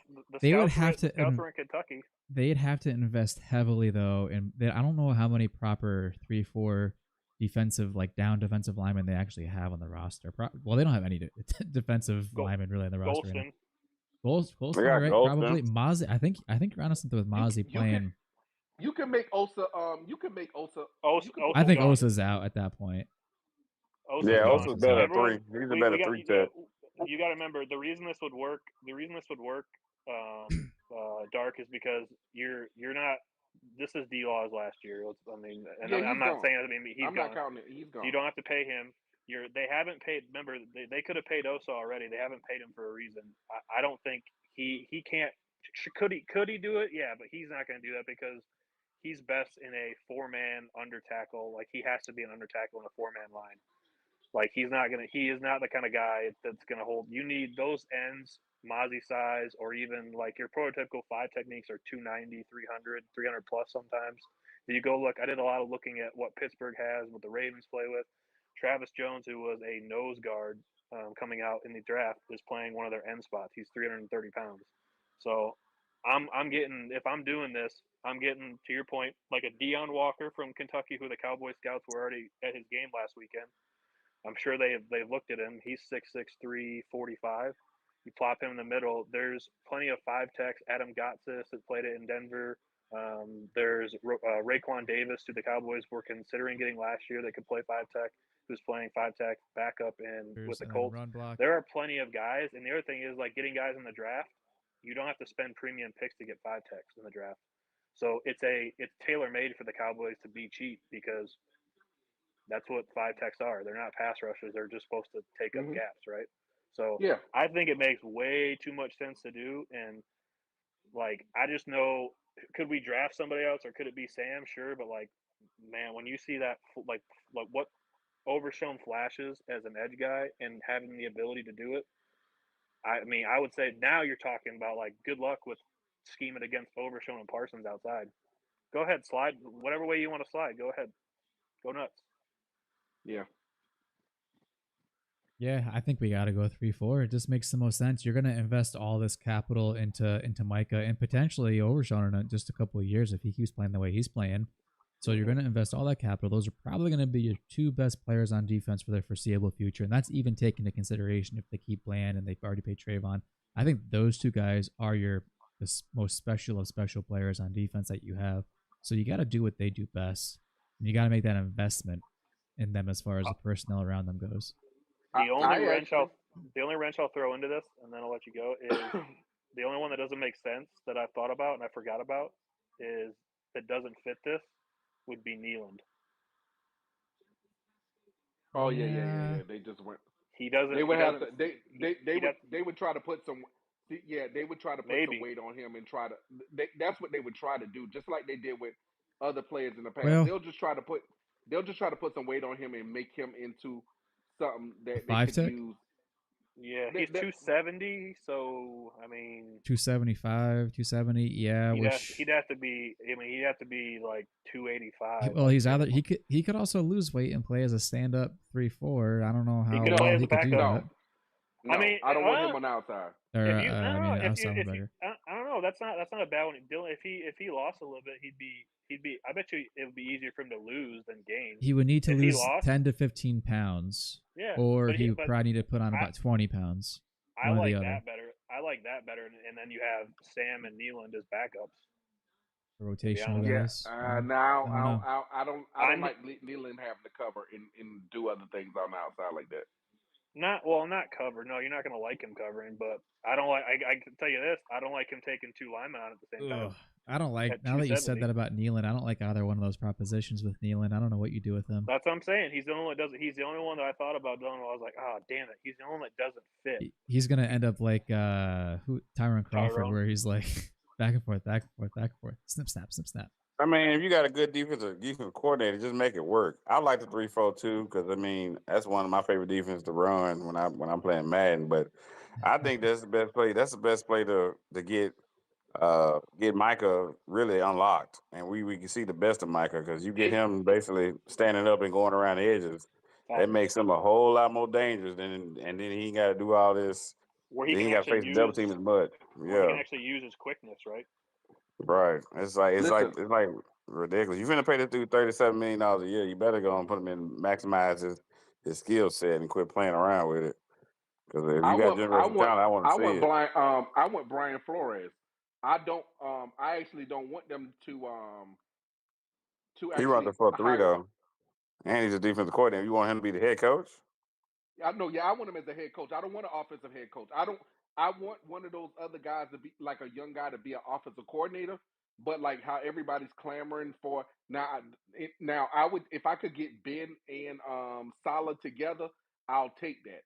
But I actually prefer that because I want a coach that we don't have to have the premium talent to actually get things done that can make something out of nothing. Like one thing that we with our team and it's been a problem traditionally is we have to have everything perfect. Except for the last couple of years, like for instance, you remember, and this is we didn't get to this point because we pivoted when we were talking about the vindictiveness of with Jerry and Mike McCarthy when when when he had to get rid of Kellen or Mike proposed them get rid of Kellen, Jerry made him get rid of some of the coaches and assistant coaches and cut that he wanted. One of those people being Joe Philman. And I know a lot of people tried to throw dirt on Joe Philman's name, but one thing that I loved about him is we didn't have to have all first round talent for the offensive line to still work. And when Tyron was out, right? You remember in the previous regime, in previous offensive O line coaches, when Tyron went out, everything fell apart. The whole offense and everything else, and we were still able to win games and win consistently, even when it was no Tyron and no Dak, because the offensive line would still be able to help. That's how you got the emergence of Steele and Bass and some of these other guys. Where previously, like the Connor Williams and the Connor McGoverns and some of these other guys that we had that were second and third round picks weren't being developed. But during the Philbin years, we were able to do that. I want a coach, a head coach that can take some talent that is going to be later draft picks and make them into stars and make the offense and the defense still work. Yeah, but you got to remember. I mean, I liked Joe too, but Joe also didn't want Tyler Smith either. And that's one of the main reasons. Another reason, or they was like, "Well, we can go and move around because we got to do first round. You got to make this boy, and now he's all pro." But I think they could interview Flores, but I don't think they would hire Flores. No, I don't think they would either. I don't think they will hire any of the names that we basically been named. I think outside of when I think it was Rob was kept bringing up Belichick, it'll be some Belichick or somebody that they already have a previous relationship with. It won't be Kellen any Moore. of the names. It might be Kellen. It'll be somebody that has hey, a Travis, I'm gonna cowboy need you to tie. stop with that bullshit, okay? Do not It bring will Ball be. Wonder back here. Hey, I hey, swear to guys. God, Hey y'all guys. want to see me. Y'all want to see I'm me just pissed at trying to Ball tell you. Wonder. I'm just You trying to want tell you you. see me pissed before? I really be I'm pissed if Ball just Wonder trying to come be tell the you. coach. I'm not It'll going to be be happy Joe about. Witt. It'll be I'm, somebody. It will be somebody with a cowboy tie. I'm I just Joe trying to Witt. tell you. Joe Witt would be awesome. Hey I'm just guys, trying to tell you to prepare yourselves. What's up, Arian? Rick in Massachusetts has had his hand up for a while. Hey, Rick. That's a cue, Rick. Oh, this is like when he called in Oh yeah, 5 for a times second. and didn't get in. Oh well. You're on mute if you're talking, Rick, on your headset or whatever you got going on there, brother. Man, damn a Ball Wonder, man. Give me somebody young because Jerry tried all these old fogies and that shit ain't He is working, bro. young. Sergeant Fox, go ahead. You got your hand up. Yeah, it's Rick. Yeah, ain't working, Rick. Something wrong. Something wrong, That's the brother. problem. That's the So problem, drop by and come Davion. back in, Rick. That's all good. Just come back. We'll get there That's now. the problem, Davion. He is young. Cool. Kellen. Well, You're gonna I piss swear him to off, God. man. I swear to I'm not God. trying to piss you off. I'm just again. I swear to God. I wouldn't even be a fan of it. I'm just trying to prepare yourself. If you These don't think, hitches and curls will be forever. That be I'm just saying. you realize we had Gary for 10 years, Oh, this dude for 5, and we you still want running the same routes hey, that we've you been want me, running. Oh my you want me to make God, it, you want me to man. make you feel, you want me to make you feel worse? when they hire Kellen and Sirianni gets fired, guess where Ben Johnson's going to go? Oh, that'd be fun. Not. I don't know what they're gonna do, bro. Now I don't honestly the way they playing. I don't think Sirianni gonna get fired now. I think he gonna make it. He gonna survive this year. He's going to get fired. I If hope they Belichick they would have fires to this guy. fall. That bottom would have to fall out now, which If would be great for us. But if they become a first round exit, they're gonna fire him. Yeah. I don't. Can I I? have. Can I? Go ahead. Good. Oh, I was just gonna. Can I tell you guys a funny story about Kellen Moore? Do it up. All right, so like back in 2018, I called into Hanging with the Boys. I think that was the show with Shannon Gross and those guys. And I called in. It was a week leading up to the playoff game against the Seahawks. Remember, it was Dak's second playoff game against Russell Wilson. And I called in that week, and I was like, "Look, I was watching some old Cowboys games. There was a game in 2003 where Quincy Carter was in this trips formation, and they ran like a speed option to the left, and Quincy scored. It was like against Washington back in 2003, just a random game. And I swear to God, Kellen Moore ran the exact same play in the playoff game. It was the play where Dak ran it and he like got to the 1 yard line, but he didn't. He got the ball almost over. But I tried to go back and find it, but I just thought it was hilarious that maybe it was a coincidence. But I was like, wow, he actually listened and he actually ran the play because they never did it again. That's funny. So yeah, that was there the you last go. time we seen. That was rare. That was Dak in his rarest form when he did that play. That was one of my favorite plays of him of all time. When he ran that play, I wish he would score, but it still was a gangster ass play It's because he actually got flipped over. better that he didn't Yep. score. Man, Actually, But if you go on YouTube, you could find the game. It's Dallas at Washington, 2003. It was the game that Eric Bickerstaff and Richie Anderson scored like 3 touchdowns. But there was the game. It was the game where Quincy Carter had this like awesome speed option play. I was like, man, Dak would look really good doing that. That's what he still had some legs. So you could look it up, and then you could watch the playoff game and be like, that's exactly the same play. yeah, that's well. Maybe Kellen was walking in the hallways at the exact same time when you happened to be in, had said that and he Yeah, they overheard it. do got speakers. They do got speakers where you can hear what they saying and outside when you walking by. 'Cause, I mean, I toured the store, so yes, they do got speakers. So he probably heard it. Rick, are You you know. back? You can hear me? yes, Yep. sir. Yeah, no, I've been trying to call a week. They were talking about the game, but doesn't usually Jordan Lewis cover tight ends? He does do it. There was a couple. They put him on Kittle a couple times, but they didn't do it. You know how they like to change up like who's on them. But he did guard, or he was 1-on-1 against Kittle a couple times. Yeah, 'cause it was either that or Val or Wanye Thomas were probably doing a better job than what Dono did. Dono only works good on the line. Yep. But did you? I don't know if you were on earlier. Did you? Zimmer got asked a question about if he was planning on giving one of those guys more looks, and he said not at this. He said actually, I believe his paraphrasing a little bit, but he said I haven't. It's not something that we've thought about. But isn't I mean, unless Brothers was just shooting smoke up our ass, he's the one said that basically if you don't do what he wants you to do out there, then you're not gonna play. So I'm trying to figure out we not getting what we want out of Dono for us Zimmer, covering tight ends. Why you keep lining him up where he can cover tight ends? in fairness It's a to Broadus, mismatch. and I love him, he's compromised in this situation because Zimmer is one of his very best friends in the I get world. that. I get that. That's why I thought he was when he was giving us the tea about him. I was like, okay, yeah. I mean, I knew Zimmer from back in the day. I mean, because everybody know I've been around for years, but I knew Zimmer was a good play caller. But I was like, why is if he's not doing no show, he cannot cover no tight ends. He can't do no man coverage. Period. And it's like, why are you still putting him in a position where he's gonna fuck us up? If you put, I mean, come on, man. It's like, Because Zimmer, coaches do dumb shit sometimes. and not only that, Zimmer. In fairness to Zimmer, he had when in the years where he was good, um, defensively, good. You know, like he had the top defenses and stuff. Whether it been Cincinnati and Minnesota, his DTs were elite, and we are lacking elite DTs. Yeah, I mean, That's we he's know. set I up. mean, He's yeah. set up to. I mean, he's set up to fail, and again, he's on a 1-year deal. So how much I think I mentioned this in one of our very first calls, Dylan, is like how much when things don't go right. I mean, we say he has authority, but if we don't think at some point it does come into, I'm not saying all the players, but players. I mean, would it be shocking for a player to go like, man, whatever, man, like you ain't gonna be here next year anyways. Save that shit for somebody else. I'm Yeah. with Davion, but I don't want to hear any talk about Belichick It's gonna. It's or gonna. Kellen Moore. Rick, my boy, there you go. how about Kellen? How about Kellen, Rick? How about Kellen, I Rick? don't like Kellen either.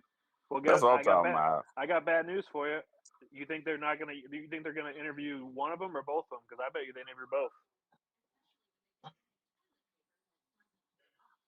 I know Jerry I'm praying Jerry will that the probably go the old Giants. way, but Listen, I'm praying that the Giants hire Belichick to Oh save yeah, us from Dayball's ourselves. dead man walking. Dayball is a dead man walking. It's a yeah, done deal. He's gonna be gone.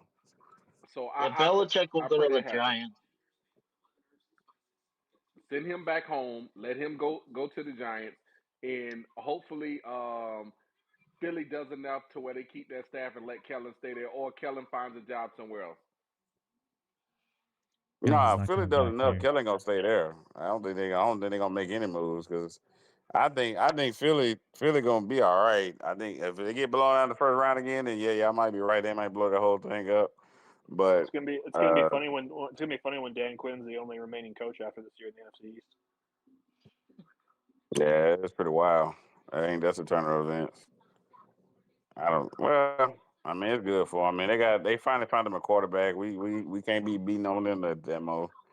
Well, I'm So it's not beating like on them. I'm happy. Like, no, hey, no, no. I they've know sucked a it's long just time. I feel sad because like I said, I'm from I love LSU and I'm like damn why he had to go there, but oh well. Now they finally found a quarterback. Now it's gonna be a little bit tougher to beat them boys. They was out a little punching bag. You know they gave us the best game pretty much every year, but no matter who they had, but uh oh boy. I usually got a pretty good feel on stuff that's going on around here. I don't know what the Cowboys are going to do at coach next year. Obviously, McCarthy's got a very slim shot of being here, but as far as the replacement, I don't think it's going to be Kellen Moore, but who the hell knows, man? Like, I don't know what they're planning on doing. Bringing in the proven Bill Belichick, bringing in one of the young guys, somebody from college. Yeah, I don't know what the hell they're going to do. Jerry Jones Jr. Would It'll you be be shocked? what's the Would you boy be name? shocked though, Dylan, if it was Kellen? Yeah, I would be shocked, honestly. I would be shocked. I wouldn't. Not because it's Jerry. If it was anybody but Jerry, I'd be Travis, shocked. I'm telling you, Travis, you man, you be on the conspiracy too much, man. I'm telling you, they man, you It's be on it, man. Jerry. Hey, can I go back for a second to the Zimmer point about him coaching and putting Dono on the tight ends?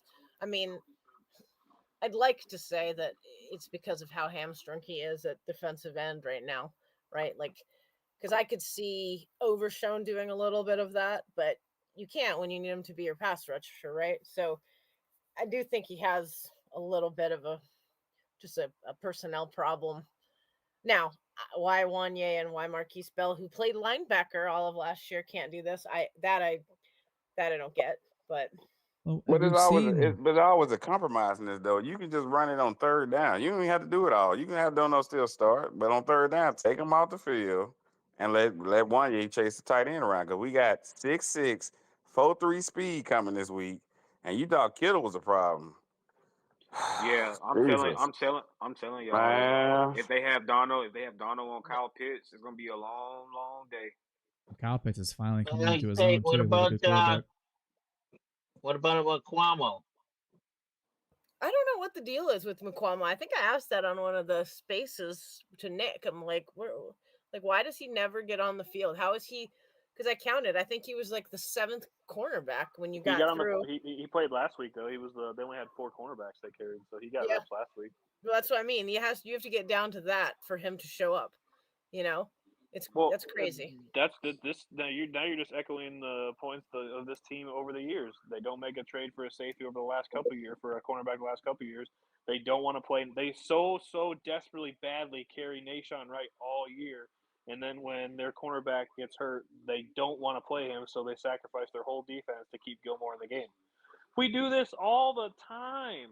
It's so annoying. That's There's why only I'm just two like, explanations. you know what? Screw you guys. Screw this year. You're just gonna suck because you guys because they deserve this organization. Look, keep it real. They deserve to have a shitty year. They just do. But we don't deserve it. I don't deserve it as a fan. Well, you know what? It's all right. It's gonna What be did a I year. do? This is That's also the truth, man. the league. What did I This is do? also the league where you can bounce back in a year, Dylan. But here's the And thing. that may be the case. There's two reasons why Wanye and Marquise Bell aren't in the game. All right. One reason is because they're not doing what they're supposed to in practice, which we mentioned earlier. But some guys are just gamers too at the same time. It's like you gotta know, if I put this guy in the game, is he gonna play better than he's showing in practice? Like Dak in the preseason of his rookie year. All right. Situation like that. Or our coaches are just fucking retarded. They're just stupid. Right. And it's like the old Jason Garrett years where it was like it took an act of God to replace one of the veterans in the lineup. He was not for the young talent for whatever reason that is. I don't know if it was him, Jerry, or what. But and Mike, to his credit, has been better at replacing guys with younger talent. But for whatever reason, man, it's not like these guys are making bank. Like they're making a little bit of money, but they're not making bank. Where like if they're underperforming, they can't be replaced. I just don't understand at what point. What's it going to take to put somebody else in the game? Because it's been atrocious. Almost, I would say the safety play has been almost as bad as the defensive line play, and that's saying a lot. But So- it took Kittle for cooking us today. Put one year in last week. I don't want to see the same shit this week with Kyle Pitts because that's all Kirk Cousins do is live across the middle. So if he basically let him get Kyle Pitts wide open a couple plays and him just running up and down the field, then I'll be like, come on, Zim. I don't know if time to pass you by or something, bro. We cannot put Dono out there no more on this trying to line up and I'm putting money on Pitts this week. I can tell you that, and Kirk Cousins. Man, man. Name the Cowboy player that has made a lot of money or has been the highest paid at a position group that they have benched based on performance throughout the years. It's always going to either that person has gotten injured or they wait until the year is over and they'll cut them in the off season. But in season, based on performance, because even as it came down to the running back position, when Tony was outperforming Zeke or whatever, the money is gonna be on the field. And that's part of the problem. And that is a decision that's being made up top. But they benched Dono Sunday. That's what I'm saying. It's a possibility they would do it. They didn't bench But see, the him. biggest, They rotated he not. him But out. honestly, that's beside the point. The biggest problem right now is still that dude making 17 million. He cannot stop nobody when they want to get to the quarterback. That's a situation Nobody. where he is making too much money to be benched. He can't. Now that's what that goes to your point. He is taking way too much money to put him on the bench. My point with, so we with got to live with Dono that shit. and Malik, they're not making like money where it's like, damn, these guys are killing us financially. Like we gotta start them. They're making more money than anybody else in the safety group. Don't get me wrong. What is it, $7 million a piece? I think this year is their cap charge. So like it's either that or it's also the fact that sometimes these coaches, as dumb as we call it, and we call it dumb, and it is dumb. Sometimes these coaches just go with what they know, even if it's stupid. And like I said, stupid teams mess up the draft all the time. Stupid teams mismanage themselves. Sometimes when you're in this pressure cooker of a year where you got to get shit done, he might go, I just don't want to go with an unknown. I'm just, even though so and so is playing terrible and probably deserves to get, I'm just gonna go with what I know. And I know these guys. They know what's these wild guys. is we've seen these guys play too. Like in their limited opportunities, they performed well. I mean, you had Marquise Bell at linebacker all last year, and he played well for a while until his body wore down. It's like he sacrificed himself. Like you've seen him play. So you saw the little deal that Minnesota just did to get Cam Robinson from Jacksonville. Part of the reason why the Cowboys were never going to be in on the deal with like that, even with all the compensatory picks they got coming and everything else for a late round pick to get you a starting offensive tackle, is because for one, they don't want to bench Guyton because they like we just spent a premium pick on that, and because of Terrence stealing the money. Because in truth, Cam Robinson would be an upgrade over either of the two spots at this particular time. I don't think I know what you're saying, but I don't think that's necessarily true because I could live in a world where they can make a Cam Robinson move if they thought that he was going to be the right tackle for the future, because you can get out of Terrence Steele, and I'm sure they will. I think they can save it's either $9 million or $15 million, Dylan, 9. as a post June 1 cut. So I think he's going to be post 1 June cut. Yeah, I thought it was sure. 14 if they cut him for June 1st. But yeah, it's a money either way it go. I mean, we thought we had found some gold, and shit, that shit turned to fucking The shit real reason they're quick. not going to make that move for Cam Robinson is they don't like to admit mistakes. That's the real reason they're not going to make that move. Because if they made that move, that would signal we made a big boo boo. It's 14 million they save post J1, 125. Okay, that's what I thought. 14. So I mean, in other words, yeah, we know that his Jared ass is does getting that all cut. the time. He don't make the mistakes, but at the end of the day, obviously, I mean, we stuck with him, so I just Did gonna they be pissed extend all him year. right after his injury? Was that when he got paid? I Yes. don't remember. Yep. Yeah, And that's typical. And this goes to my point of them liking. Yes, they're a top 10 drafting team, but I seriously think, and it's a reason why they haven't been active in free agency. I really believe, as good as they are at drafting guys, when they get these undrafted guys like Terrence Steele was and other players, the Jalen's and all that, they pay some of the. Okay, here's the issue. They don't pay. We all agree that when Justin Jefferson got his deal, right, we were like, "Oh man, CD's going to get paid in the next 3 days, right? 72 hours, Yes. count it down." Yeah. Because it needed to happen. We know what CD is, all that type of stuff. Yet, when it comes to guys that we probably need to see more from, ask yourselves, why do we always pay them early then? Because Why? It seems they to don't. be Because one, it makes them look smart. Of like, hey, rest of the league, look what we did. We found Terrence Steele undrafted, Texas Tech, and we just gave him a deal. That means he's good. When really, they probably should have let that play out a little bit longer to really see that. But in order to do that, they'd have to not give him a deal early, which makes them not look as smart. I think And then they when like they the do that, savings. they don't upgrade in free agency.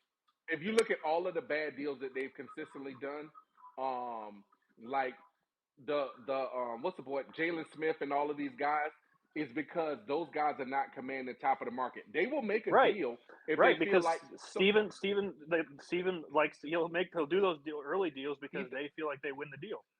Yeah, exactly. And so, and instead of like even with the I'm not buying all of the foolishness with even with Dak and CD. You could have made Dak an offer or CD an offer that would have made them top of the market earlier earlier in the year, where maybe you're not paying as much. So yeah, you lose the deal. You're losing the deal anyway.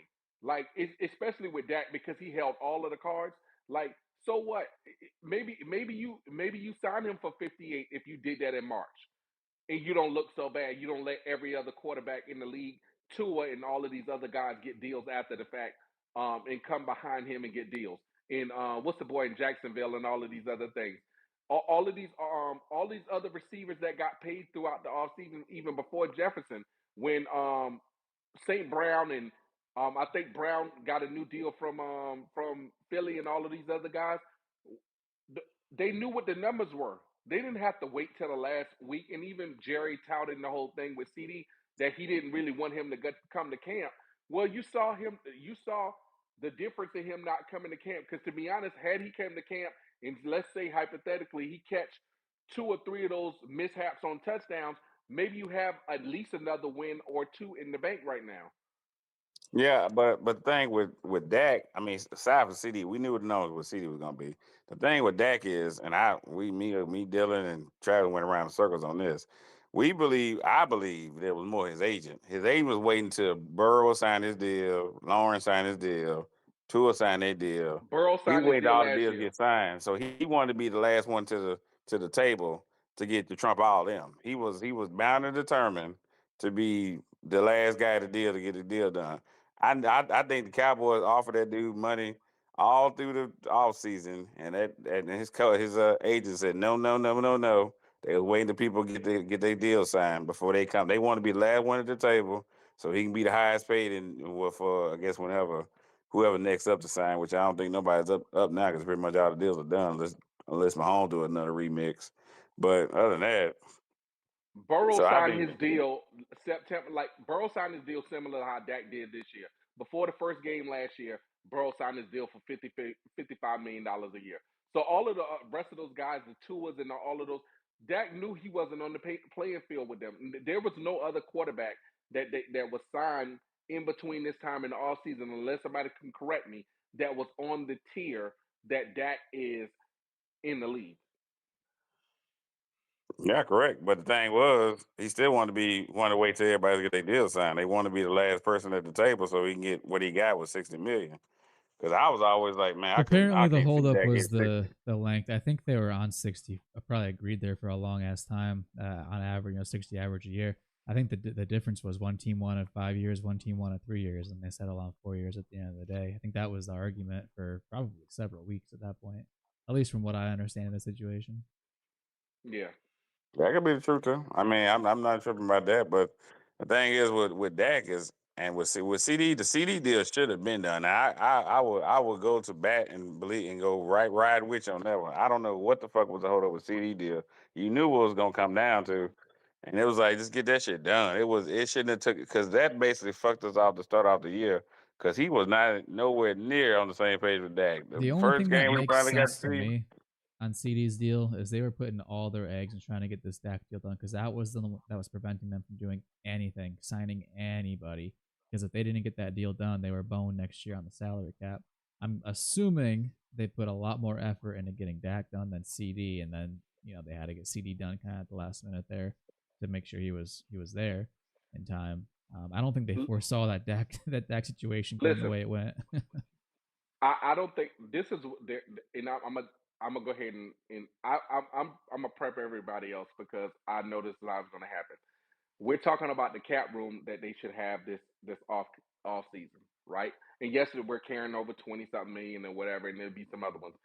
They're going to wait the first couple weeks of the off season and say they don't have the money because they're going to say we got to pay Micah, right? So yeah, it looks like we got 26 million or whatever the number is, but we gotta pay Micah, and they're going to wait until the first 2 or 3 weeks of free agency happens, and then they're going to hit all those contract triggers on Dak and CD and other players so they can create more space. And they're going to do that after like all of the top guys are gone. And they do this annually, and that's when they'll create the space down the line when they need it, as opposed to other teams that, hey, I'm gonna be ready on March 1st or whatever the date is that I'm going to be playing in the free agency pool day one, and they're going to sell it to the fans that, hey, we don't really got the money. I know it looks like we got $20 million, but hey, we got to sign the guys. We got to sign, and Bland is going to be coming up. They're going to say Bland and Parsons are our priority, and we got to keep our guys. And Don't so forget that's why Jake. We can't spend no money. Oh, Don't yeah. forget Jake. Don't forget Tyler. Yeah. No, Tyler's not up this year though. He's not up, but he's coming. He can. I think Yeah, technically, but you can by do that rule, next year. I think Parsons and Bland are ones that are going to be up this year, but they got to but do I something. think you can. I think you can sign Tyler after his third year. You can, but they won't. We know that. We know they ain't gonna do that. And Jake will be up too. Yeah, I trust me. I'm with you, Dirk. I know. That's why I'm saying I hope the only way in my estimation where this maybe they change their or at least approach on free agency is if this goes bad. If they somehow backdoor this and they get in the playoffs and they lose a game and the fans are just enough, because the part of the fan base will be like, well, see, look, like we thought we were whatever. We at least we competed. The season came back and all. The fans will be flipped around. The team will go, see, like you guys don't know shit. Like we can do what we do. We don't need to mess with free agency. Like we're fine. Then it's going to be business as usual. The only way it may change is if this thing goes bad and they go, God dang, maybe we should actually do what they say they're supposed to do, which is be 24/7, 365, and participate in trades, free agency, and the draft. Yeah.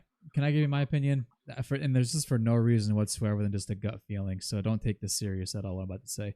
But for whatever reason, dude, this was the most brutal offseason I've ever seen in my 30 whatever years I've been watching this team. It has been atrocious. It has been a train wreck in every way, shape, and form, from the offseason to the season so far. I have a gut feeling, Cowboys are going to get Micah done quickly after the season's over, whenever they start their negotiations with contracts. They're going to get that done. They're going to clear up even more space. They got 88 mil if they pull those levers with CD and Dak. They're going to participate in free agency this year. We're going to see it. And I got no basis for that other than what my gut's telling me. And if I'm wrong, I guess my reasoning is because if they don't do it now, it's never going to get done with the amount of cap space they're about to have. If they don't do it this offseason, it's never going to occur. So this is the one for me. This is where we finally see it. Yep, I think I mentioned that to you, right, Dylan? I was like, this. We're gonna figure out exactly where they sit with Dak after this year, because if they give us that same spiel, which you're not wrong, Dark. That's what I expect, and what a lot of people expect is for Stephen Jones to get his violin out and say, I mean, we had to pay Parsons, and we needed to have pie for Jake, and we have to have pie for so and so, and you guys know how this is. So we just can't be big players when you got to pay all these guys and all that type of stuff. You guys know how this goes. Nobody wants to hear that garbage, dude. That's the point. Nobody wants to hear that crap. And if they somehow backdoor this, that's exactly what you're going to hear. Maybe it slightly changes if they shift the defense and the season goes off the rails. That's the only, it's sort of like it's got to get, what's the line? It's got to get worse, unfortunately, for it to get better. And that's what this season is for me. It But has to get if they worse. go to a I guess 3-4, my only hope is that Jerry being 82 now, and I'm more like what Dylan's saying. I'm gonna want to quote with you on that. I think Mike is gonna get signed quick because they're not gonna try to drag some shit out like they did last year. Because I mean when you broke that down, then it's like I honestly see that in 45 years. This offseason was pretty atrocious of what we was doing. It's like we didn't get not one thing done that should have been done way before it got done. It's just like that contract. I mean, stuff should have just been done. It's like what's the holdup? Listen, Jerry wins the Super Bowl every year. Every June, Jerry wins the Super Bowl. Y'all think that most people think the Super Bowl is in February. The Super Bowl for Jerry Jones comes every June when they release, or July, whenever it is, somewhere in that time frame when they release that Forbes list, and that valuation of the franchise goes up every year. Every year it keeps climbing. So I'm not gonna bank that, because he's 82 and people say he ain't got that much time left and he want to see a winner. If he wanted to see a winner, when we've been close, and this is why everybody's frustrated. We've been 12-5, 12-5, 12-5. The Rams, when they kept getting close, they put all chips to the middle of the table. F them picks. When the Eagles got close, they put all the chips in them. Why? I mean, I was so frustrated why we never got Sue over the years when he could still play, and he went to, of course, Tampa and won the Super Bowl there, and so many things. We had a problem. Every tight game, I know, Davion, you said, hey, let's score more points, and that'll fix the run defense. But when you get against the premium talent, and we're talking about the playoffs, we could not do it, because when we got against those tough teams, when they could stop us and it was a stalemate, we could not stop the run. And all they had to do was just run it down our throats. And we never put the position. And if Jerry truly cared, the way he says, and he'll write the biggest check and all of this fluff that they tell us, they would have spent the money. And if that was after that happened, then we could have said, hey, they went and got Christian Wilkins. I'm just throwing the name out there, and it failed or whatever the case may be, and it didn't work out. But part of the problem is they were, and when I say we, I'm taking my accountability as well. We as fans saw the Brandon Carr deal as a bad deal, when in truth, in hindsight, it was an excellent deal. Yes, they didn't play him like they should have, and they played him out of position. But Brandon Carr suited up every game through his contract for the Cowboys and played above average cornerback for us. Yes, he wasn't as elite as he was when he was in Kansas City, but when you're asking to have a player and to have him every Sunday, week in and week out, in truth, he earned those $10 million a year. Yeah, it wasn't That's bad. It true. wasn't. It wasn't bad. It wasn't that bad of a deal. But at Next, the time when we thought our defense should have been better, and at times when Odell Beckham was making catches and other people were dominating us or whatever the case may be, and I think somebody I think Calvin Johnson got him real good in a game one time or whatever. and there's a couple bad plays. Real that, good. See, he got got 300 yards. he got no, Yeah, not he got, real hey man, good. he that good. You're talking about the play that you're talking about the He play that got he lost. torched. No, you're talking about the play that he lost at the same time he lost Three Brandon guys. Carr, Jeff Heath, Yeah, and Yeah, three guys. yeah, that Chandra. game. Yeah, Hey, and hey there guys. was a game against the Rams where somebody bowled him over. He could have made a tackle, and the running back bowled him over into the end zone or whatever. It was a couple real bad plays that he had throughout his career that people was like, oh, Brandon Carr's so horrible, but he played every Sunday. Yeah, hey, we gotta go to hands up here. We got a lot of people talking now, so we're gonna go to mute and hands up. All good though. You're good, Dark. We got Nick's up here next. What up, Nick's? Hey, what's going on, y'all? Kind of circling back to the money and free agency and all those things that we're talking about right now. Ultimately, they just look at it as a business, and they code it with pie and this, that, and the third. But every team has to sign people. But for them, they don't want to give money for people that haven't been here that are their guys, and that's what it boils down to. They just want to spend the money on their guys, and that's what they're going to do. And they want to bridge gap guys at best for their draft picks that they pick till it's time to pay them, and they show up and walk through the door. But it's like a business. Then they run it in that realm of the football team as well too. Their payrolls for the people that they selected and they hired, not somebody else. And that's just how they look at it. And that's ultimately why they can talk all this, say, oh, we can't do this, we can't do that. And they can. They don't want to because they didn't select them. Right. And that's why even the Brendan Carr thing, and I agree on the Brendan Carr on that situation. You played him in the wrong scheme, but still, he showed up. He did his thing. A couple things happened to him. Highlights that people kind of want to bang the table about, which is fair. I understand that, but they're going to pay their guys.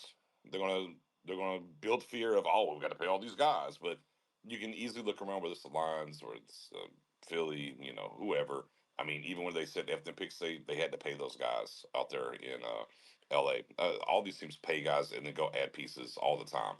I mean, the Chiefs are seventh in spending and they're still trading for guys and doing things or whatever the case. The Cowboys can do that, but their philosophy, right, what their brand is, what their identity is that we pay our guys that we hire through the interview process, aka the draft, and we're not going to pay somebody else that we didn't select. That's why they have to call us, right? Because when you're hiring for the most part, somebody calls you, are you hiring? Right? That's why they say all the time a free agent. So that's why it sounds moronic. I mean, we're open. We're just waiting for calls because they don't want to go and go out there and do those things because they didn't select them. So if you want to play here, well, you got to call us, let us know you want to play here and do those things. So I don't know, man. That's just how they operate. I don't think anything that happens this season is going to change that. They'll do a little bit. They'll do a little bit. Maybe they'll get in the third wave, but they got a bevy of picks. They're going to pay some guys. Here, their change of philosophy might be, you know what? We're going to pay Tyler Smith early because technically they'd wait to season 4. They'll wait till after season 3 and pay him, and there'll be a change of philosophy. But bevy of picks, new coaches, maybe one little trade or signing, and it's what you're going to get, and that's how they roll. You're not wrong, brother. You're not wrong. And like I said, there's no basis for my feeling because it's not reality. It's not rooted in history. I'm campaigning for it though, Lord. I'm right with you. I know you want it. If you're ever going to do it, everything is set up for you to go do it. Exactly. Everything. New coaches, a ton of money. Even though you're going to eat some Zach Martin money, I think he's going to retire. Some money there you have to eat. But even with everything, with the amount of guys that are leaving, with triggers that you can pull and these contracts and everything, they can go do some massive damage in free agency if they want to and take care of their own guys. 88 million if they pull those two levers. 88 million is their starting number, and then they have a bajillion guys they gotta figure out what they want to do with. But a lot of them are underperforming. So A, are they gonna bring them back? And B, if they don't, well, are they gonna fill them in with, like you said, third wave guys, second wave guys? Are they gonna make a splash play? Like, you only gotta splash one or two positions, and the rest you can just fill in with third wave guys and then through the draft. Like that's fine. But you gotta make a splash, man, at some goddamn point. If not now, when? If not now, when? You just got to identify a couple positions where you're just like, I know Defensive these are tackle. our guys. Yeah, like to contrary, and I know that like that's your point, Nick, is they probably won't do this, but It's a different. It's the hopium train that I'm on. I'm not on. I'm not on the hopium train for this year, but I'm on the hopium train that maybe they look at two positions going into the free agency realm next year, and they go, "Look, I know this is what we have at this position, but hey, there's a guy over here, and he's better. Just you can." And sorry, yeah, you got to pay the tax, and I know they don't want to pay the tax because you got to pay a good player great money. I mean, you just got to do it, man. It's just But it is what it is. Now, will they do it? Probably not. So we're gonna be stuck in perpetuity of this crap. But But that's the you hopium don't train that I'm actually on. have to spend great money. You could do something like Deontay Johnson is going to be a free agent or whatever. If he doesn't resign in wherever he just got traded to, I forgot. It'll lose me at this very moment. The But Ravens. yeah, so like if the Ravens don't pay him, and they're typically not an organization that pay a lot of players as well, they just do things differently. But like if you, I'm just using him as an example. If you were to go get a guy like a second receiver like that, he's not going to break the bank to get. And maybe you draft somebody else. And I do like how Tolbert is coming along. Maybe you have to spend money premium at like a defensive lineman and maybe an offensive lineman. But I know that this team is more likely to draft those positions or whatever. But it's not a whole lot of But positions if you get right, healthy that right. you would need.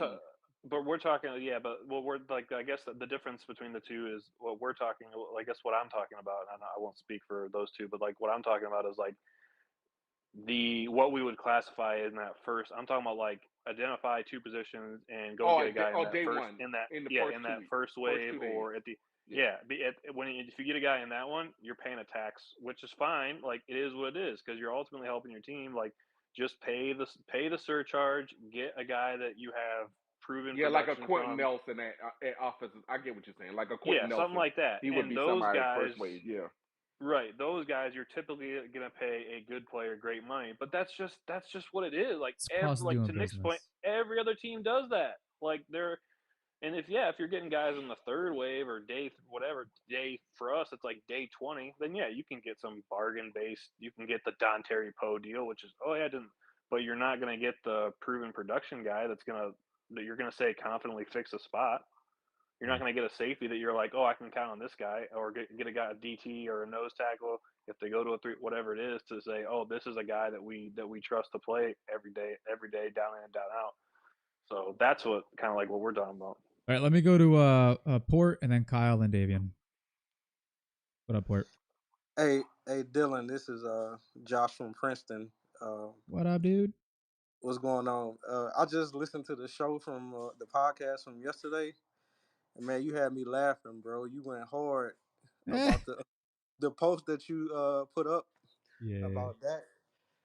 I was like, man, he went hard. I And was some of those laughing. responses were such bullshit. It really had me going. I didn't expect to go that hard. And then Nick started talking, man, it got me going even more. So, but yeah. So I was getting ready to tweet you in the community, but then I saw y'all went into space, so I said, let me get on here and just tell them. It had me cracking up. That's all I had to say. Next person. Appreciate it, bro. Appreciate it. Kyle, what's up, homie?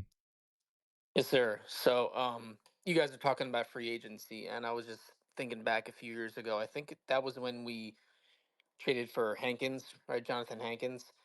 And that wasn't a big splashy move, but it definitely improved our run defense, right? It I didn't. just want to quickly correct. We Yeah, traded for Hankins a 5th round pick at the end of the season. It was an in season trade. in season trade, right? So that was kind of my point where you can make in season trades now and moves that are going to help you into next year. So, like for example, I know Travis and I agree with Travis on this. I'm big on moving to a 3-4 front next year. If you find a guy on a roster right now on a team that's maybe 2-6, 1-7, whatever, and you feel like he'd be a good stopgap situation now for your run defense, but he could play a nose tackle in the 3-4. Like a guy, I was just looking through some random rosters on bad teams today. Guy like John Jenkins, he's older, he's 34, 35 years old, but he's a big guy, fits the prototypical nose tackle. He could help you with your run defense this year. And then at least you have a veteran next year that would help the transition to the 3-4 front because you don't really have any other guys there. And so I would look into something like that. They're not going to do that, but that's what I would, do just so it would kind of help to shore up some stuff before you go into next off season. And then a guy like I was on Nick's show earlier, and a guy like a Anaconda from the Jets. I know they might have some front office issues with the Jets, but a guy like that where you're I'll gonna have give some you one, fresh Kyle. legs. I'll give you Yeah. one, Kyle. I mentioned it earlier. Adam Gotsis, not a name that everyone knows, but he played 3-4 for Denver. Started for years, and he's not an older guy. He's maybe 29, 30, but he's backing up right now in Indianapolis too. So to your point, that's a guy that you could go get. He's a bigger body guy that can play. He actually can play in that 5 technique role. He could probably play inside for you this year. So you're not wrong. It's a fair point. But will they There you do go. it? Yeah. Probably not. Probably not. And then running back is probably the one position where you can get a guy now. And then like Nick's his show made a good point earlier where Zeke's not going to be here next year. Dowdle may not be here next year. I think he's in a contract year, and Deuce might not be on the roster as well. So you're going to Dalvin need Cook's multiple gone. backs. Yeah, Vaughn's probably not going to be here, so you need multiple backs next year anyway. So why not trade for one now? A younger guy with fresher legs who might give you some juice this year, and then you can still draft a running back early in the rounds next year. A lot of Will you do it? options, No. man. I guess the question is, I mean, you make a good point. It's got to, if you make a trade for somebody, it's got to be somebody who is here for a long term. It can't be a 1 year or 2 year rental because it's pointless. The season is not going anywhere most likely, so it's got to be somebody who's going to be here for a while. I guess the question is, would you rather make that trade and try to grab somebody like that, or would you rather ship some people out or attempt to ship some people out and get more picks and maybe move closer to draft time next year and see if you can grab somebody when teams are searching for picks actively? Yeah, I want to draft a tandem. Yeah. The whole running back room will be empty besides Lipke. I mean, you'll have 4 years of 2 backs. You'll have 4 years of young, fresh legs without having to pay for it. I don't hate that at all. Yeah. You got buku 7th round picks. pick. The only one I maybe a threw out 6. there, but doesn't make sense. The only one I threw out there, I didn't know he was on a contract here, was Nick Chubb, but it doesn't make sense. That's one you're gonna have to pay. I don't know how much he's gonna look for, but that was before I didn't know he's gonna be an unrestricted free agent after this year. So I would, at that point, to Dylan's point, I would rather just go in the draft, and there's plenty of backs. I know Nick's a huge Damian Martinez fan. I mean, if you're sitting there at 13, like I said, my dream would be to take G&T and Martinez, and I got those two guys with Lipke, and you just rock and roll with that tandem. I tell you what, tandem like that. I'm not going to be mad if they were to grab G&T. I'm not going to ever scoff at a playmaking type caliber kind of guy, especially if they're picking 10 to 13, somewhere around there. But man, if this team doesn't fix their trenches, like nothing else is going to matter. Oh, I hear you. Will Campbell would have to be in play if you got rid of Steele. If you got rid of Steele and he could play left tackle, that's your opportunity to move Guyton over, right? So that could be an overhaul too. I think the one, if you did go that route, I did a mock draft where I posted that was not I did a G&T and Martinez one, but then I also did one where we took Martinez later and paired him with like Donovan Edwards from Michigan, who's like the change-up back, needs to be in a tandem. And then the rest of it was the whole switching over to a 3-4 was taking a safety, taking a couple offensive linemen, a couple defensive linemen. So you're not wrong there either. Like if they go that route and they address the trenches on both sides, and then they get 2 backs later like Martinez and Edwards, I'd be happy with that too. No doubt. Davian, what's up, man? Yeah, basically, I mean, I'm agreeing with most of what everybody's saying. If we're gonna make a trade, it'd be nice. Honestly, I'm resigned in the fact that we're not gonna do it because we don't really want to trade assets in the draft because we are a drafting developed team. But if we do, I'll be happy. I mean, it'd be nice to get a running back like ETN or something like that, somebody that's still young and you can kind of develop and probably go draft you guy in like a 3rd round next year and just kind of roll with that. Honestly, I really want the thing that will make me, somewhat satisfied if it's gonna be a train wreck season. I mean, I know they ain't gonna quit, and these guys get paid a lot of money, so they ain't gonna quit. But I really want us to try to. I mean, I know the only way we right now that's looking like the only way we get to the playoffs or have a chance at it is win the division, and we still got all division games ahead of us. So I think if we can do that, I mean, I'm somewhat be all right. I mean, because it's been 15 years since 30 years since I've seen a great playoff run. So shit, give me something. Um, but I really part of back of my mind, I really want this thing to go like Travis. I really. Come on, man, jump on the 'Cause bus. I want McCarthy to Chaos. go. He pissed me off so much with that last drive, man. I really. He got to redeem himself for me because I could for the life of me I can understand what kind of play calling would drive you to do that, and you just oh my god, you could have won the A game, bad, and it's just a bad, a like bad year. A bad what year is would hurt that, this. man? A bad year would hurt this front office from a business perspective. So that's the only reason. I think Nix was saying this, and then Dark was saying it. The only reason I'm sort of hoping for it is because, like they said, like the value, his Super Bowl is a value going up every year. The reason that they don't want to have bad years is because it's bad for business, plain and simple, right? If they have a 6-11 year, that's bad for business. So I'm sort of just hoping it. I guess as much as it sucks to say, I'm sort of hoping it for that reason because maybe that would make them change their approach. Probably not. It's like I said, it's a different kind of hoping that I'm smoking. I mean, was it bad for business when we got the top 4 draft pick for Zeke? That wasn't bad for business that year. I mean, shit, I was rooting for Well, us yeah, to go because we tank it got a all the high way out. because we got a high pick, Cause and it actually changed our fortune a little bit. But right, I if was you're talking hoping about we take being, that shit but out. I was like, think shit. about what you're saying though. If you're going to be sneaking in at 9-8, 10-7, or something crazy like that, you're going to be taking them at 20s again. But and also bad for business. You would say. I mean, you were saying the thing about Zeke is difference is we had an injured quarterback, so they could sell it differently, and that's why we had a bad year. But I've been waiting to say as to circle back to the running backs in the off season and different things of doing the draft. I think the trading for somebody now is just unless you were contending this year, and because I was calling to get one of the running backs from Jacksonville, but I think the smart way to do it at this point is to sign a guy like let's say Harris in the offseason from or James Conner, and then you do like other teams do. Draft you a premium running back in the first and second round or whatever they decide to do, because that's probably what they're gonna do.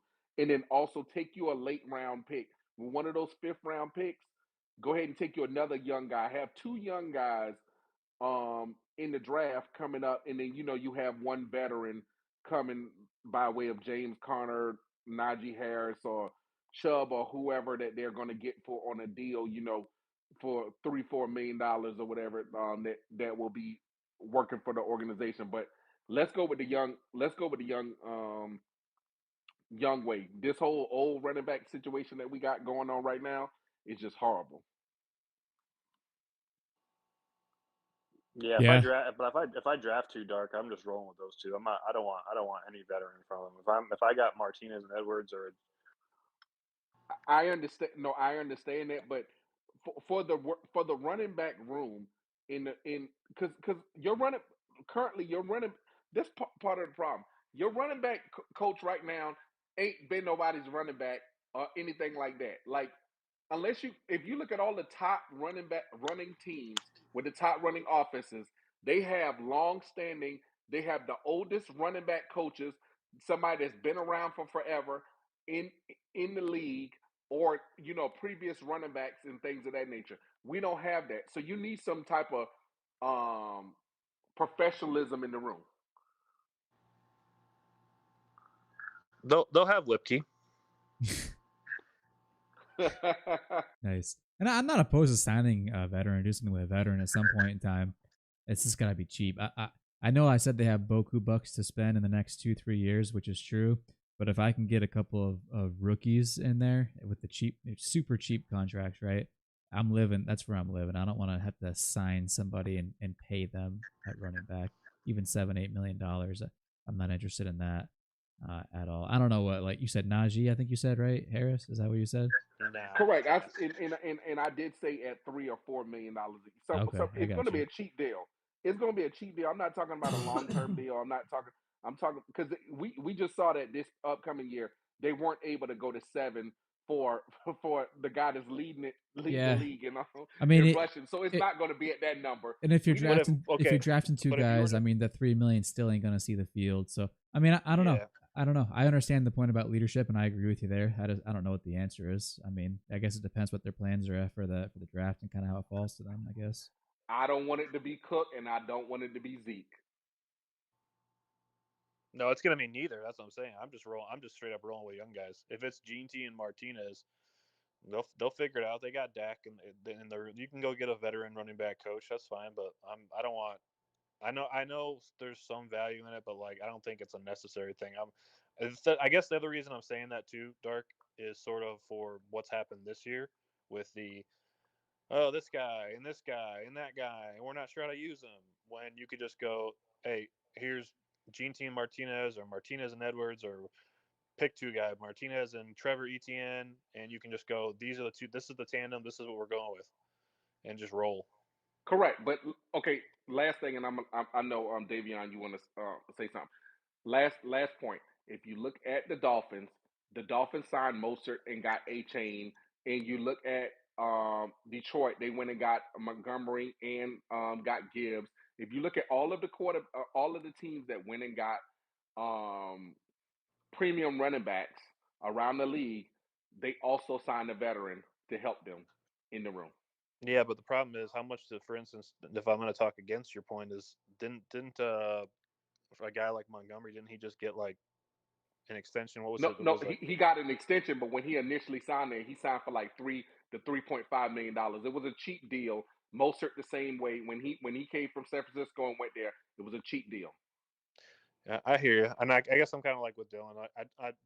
If I'm expecting though, hopefully that if I have drafted tandem and I don't want to see the veteran getting any reps anyways, I don't know how much I'm going to pay for. Well, it depends on their leadership. plan. If they're planning on drafting two guys, then no. If they're planning on drafting one guy and playing and using the veteran, then sure, $3-4 million, I'm fine with that. That's totally fine. I guess it depends on their plan for the draft, but you still can plan that way and still miss out. Just because you want to draft two running backs doesn't mean you're going to get to draft two running backs. You want to have a guy that you like on the board. So I don't know. I don't think you're wrong. I don't think you're wrong at all. I think that's a fine strategy. I think drafting two guys is a fine strategy as well. But if they're going to draft two guys, I don't want the vet at that point. So I guess we'll just see how that falls. Davian, you have something, right? Yeah, I don't really want to draft two guys. I mean, we got to go what they realistically gonna do. They passed up on running back this year because they were trying to, as they say, try to fill around the edges, and that it remains to be seen. But I'm more about our veterans are already here. Rico is the veteran. You go draft you a running back to go tandem with him, and just Rico's go with it contract's because you can get Rico for like $2 million. Pass. Yeah. Well, I mean, that's what they're gonna do. So I'm like, I don't. Are they I don't I though? think they're know going to you sign want to Rico pass back. on it, but that's what they probably gonna do. They're gonna sign Rico back and let Zeke I think and it's to have more a good likely walk. they'll sign an external vet rather than roll with Rico if they're Yeah. going to go with a vet somewhere. I think they're out on I Rico. think the only Now, one that's going to be left in this room is going to be Lipke. I if agree. you are Rico, do you resign? Given how when you thought coming into the year you would be the lead back in the way they've used you, even this whole phantom sickness and all of the other stuff, even Zeke getting the carries after you had your most productive game, all of that. If I'm Rico, I'm not looking to resign here unless Depends who the something play drastically caller changed in is the and what last 10. happens with coaching. Yeah, unless something drastically changes in the next 10 games, I'm not staying here.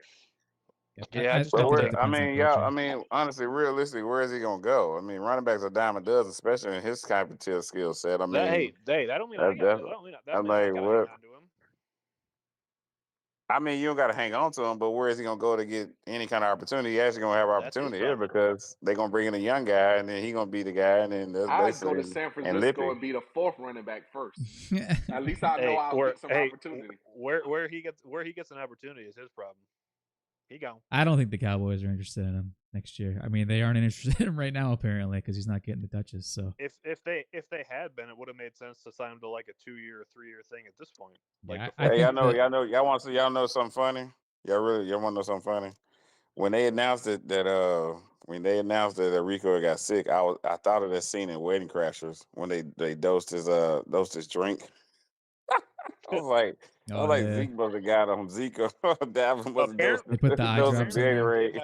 He did have 102 fever. I think I saw. Oh man. Yeah, it was legit. I think. Honestly, though, hey, you know what's funny though? Honestly, when they said that, and I know it was a big thing, I was sitting here, Davion. You know what I was like? Is it real? Tomato. Like, is it really gonna matter?